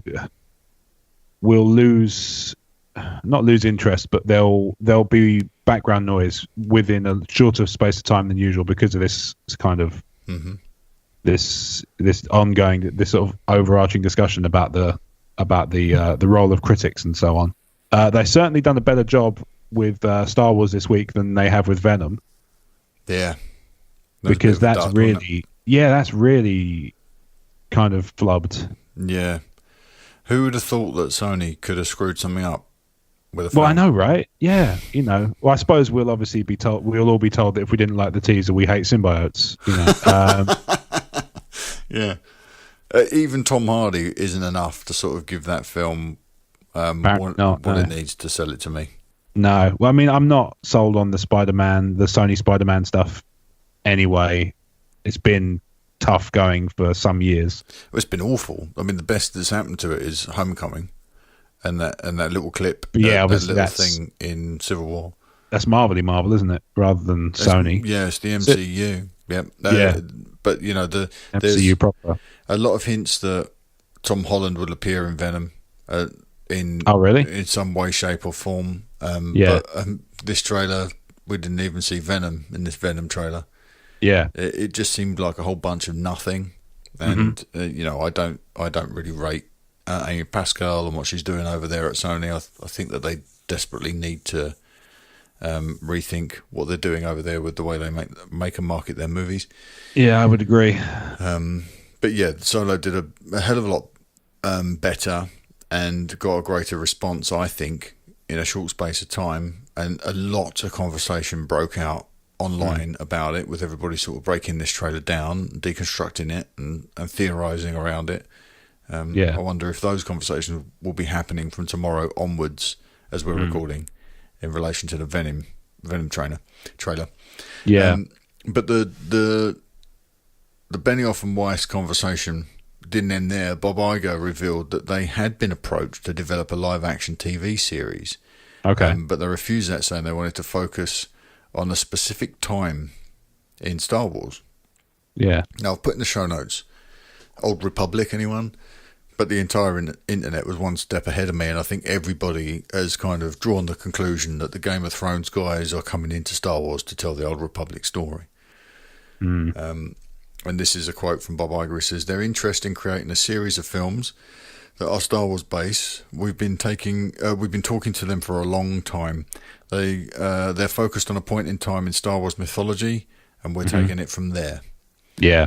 So this might have been Benioff and Weiss sitting down and saying, we just want to do one thing, and that's get Knights of the Old Republic up and running. Yeah. In a series of films. That may not feature the same characters throughout, but it could be a series of standalone films that are loosely connected. But yeah, it seems like the right move to me to have creators, and I don't know these guys at all, but it seems the right idea to me to have some creators look at the big picture and set a bunch of creatives in motion to build the parts that fulfill that big picture, and the parts being these independent movies or trilogies or duos of movies here and there. Yeah. Kind of cool. What do you think about Bob Iger's comments there, that he wants to approach them about a TV series? That doesn't surprise me. It's perfect fit for it, aren't they? Yeah, absolutely. One of the most successful TV shows of all time. Indeed, it's very much so. Probably, I mean, by now it has to be. If it's not the top one, it's got to be up there, right? Yeah, without a doubt. In terms of sheer, a massive amount of impact on pop culture. Huge. Yeah. Huge. That's precisely what Star Wars needs again. Yeah, and it's beaten George R.R. Martin to the ending. Yeah. Which is pretty impressive in itself. It's actually overtaken its source material. Oh, dear. Mainly because he seems to be a little bit... That's awkward. Yeah, well, he seems to be a little... backward in coming forward with it. Yeah, quite so. What a shame. Yes, indeed. Oh, well, Bob Iger, also, this was all at the quarterly earnings call, the Disney shareholders' quarterly earnings call. Yeah. And he indicated that there were actually multiple Star Wars TV shows in development. So not just the one that he'd approached Benioff and Weiss about producing, but other stuff. He said, I've got a quote here from Bob Iger. He says, this is from the Hollywood Reporter, I believe. We are developing not just one, but a few Star Wars series, specifically for the Disney direct-to-consumer app, which I think is the proprietary streaming service. Yeah. We've mentioned that we are close to being able to reveal at least one of the entities that are developing that for us, but because the deal isn't completely closed, we can't be specific about that yet. I think you'll find the level of talent on television front would be rather significant as well. So this brings me back to Reed Morano from The Handmaid's, is it The Handmaid's Tale? Yeah. I think she is going to be stepping into the TV arena with Star Wars. I think that's what all the conversations between her and Kathy Kennedy were about. So a couple of shows, I think, on TV, maybe an ongoing live action series, maybe a series, an anthology series that will feature characters like Boba Fett and Obi-Wan Kenobi in these big budget event mini-series.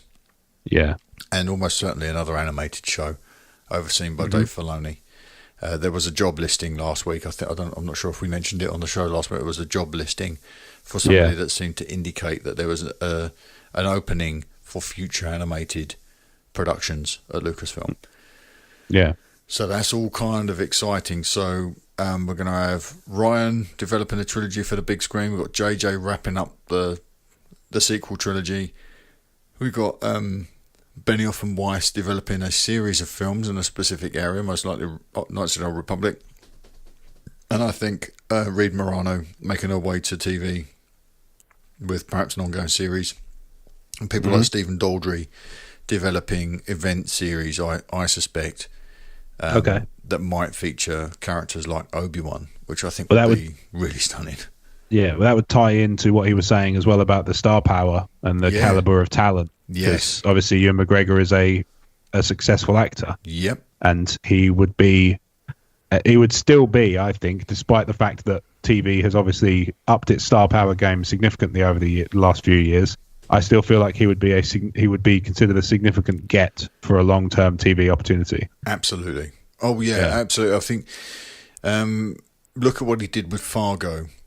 It's a short commitment of time, something that he enjoyed very much. It's fast-paced production, and he did a lot of work there because he played twins. Yeah.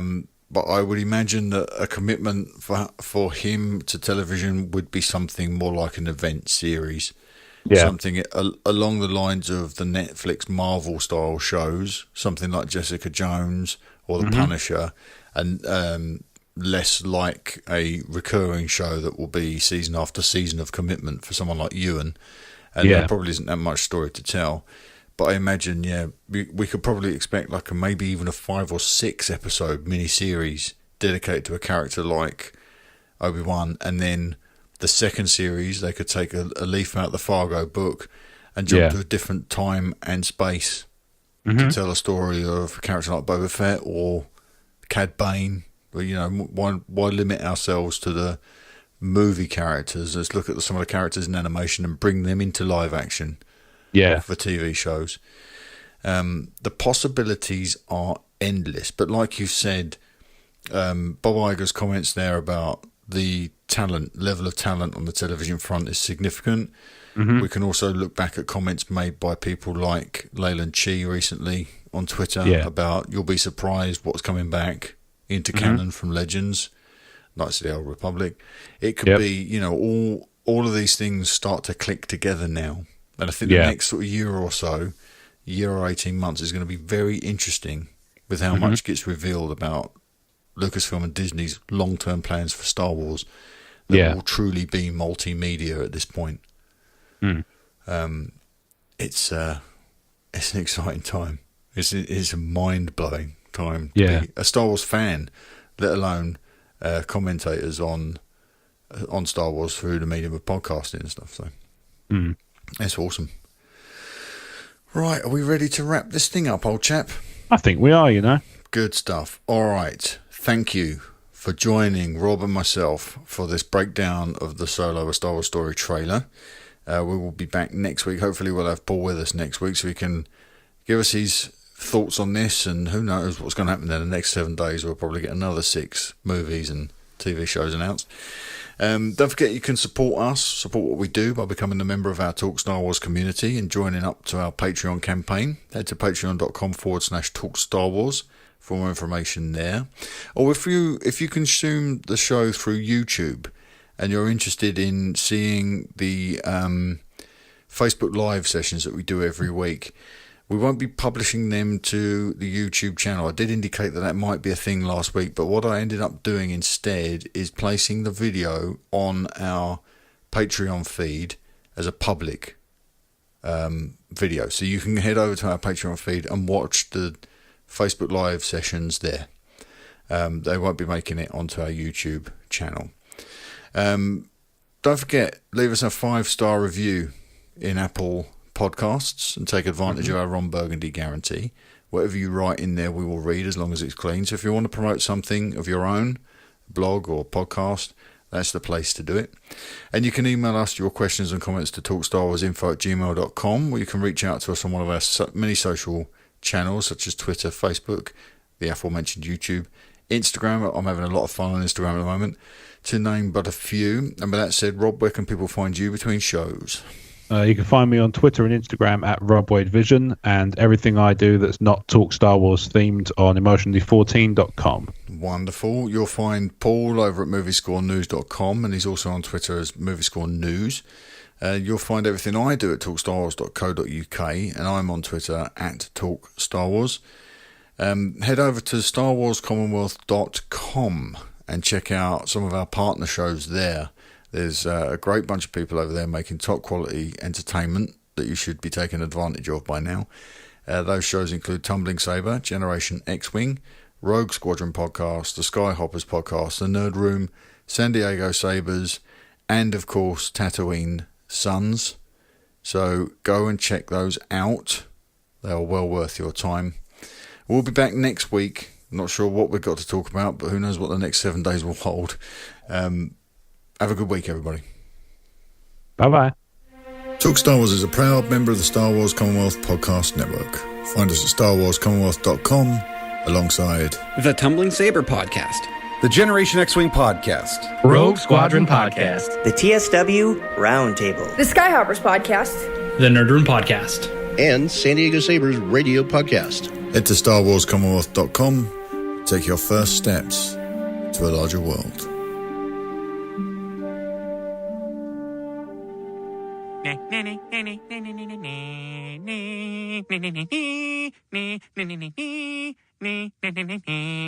It's a wrap. It's a wrap.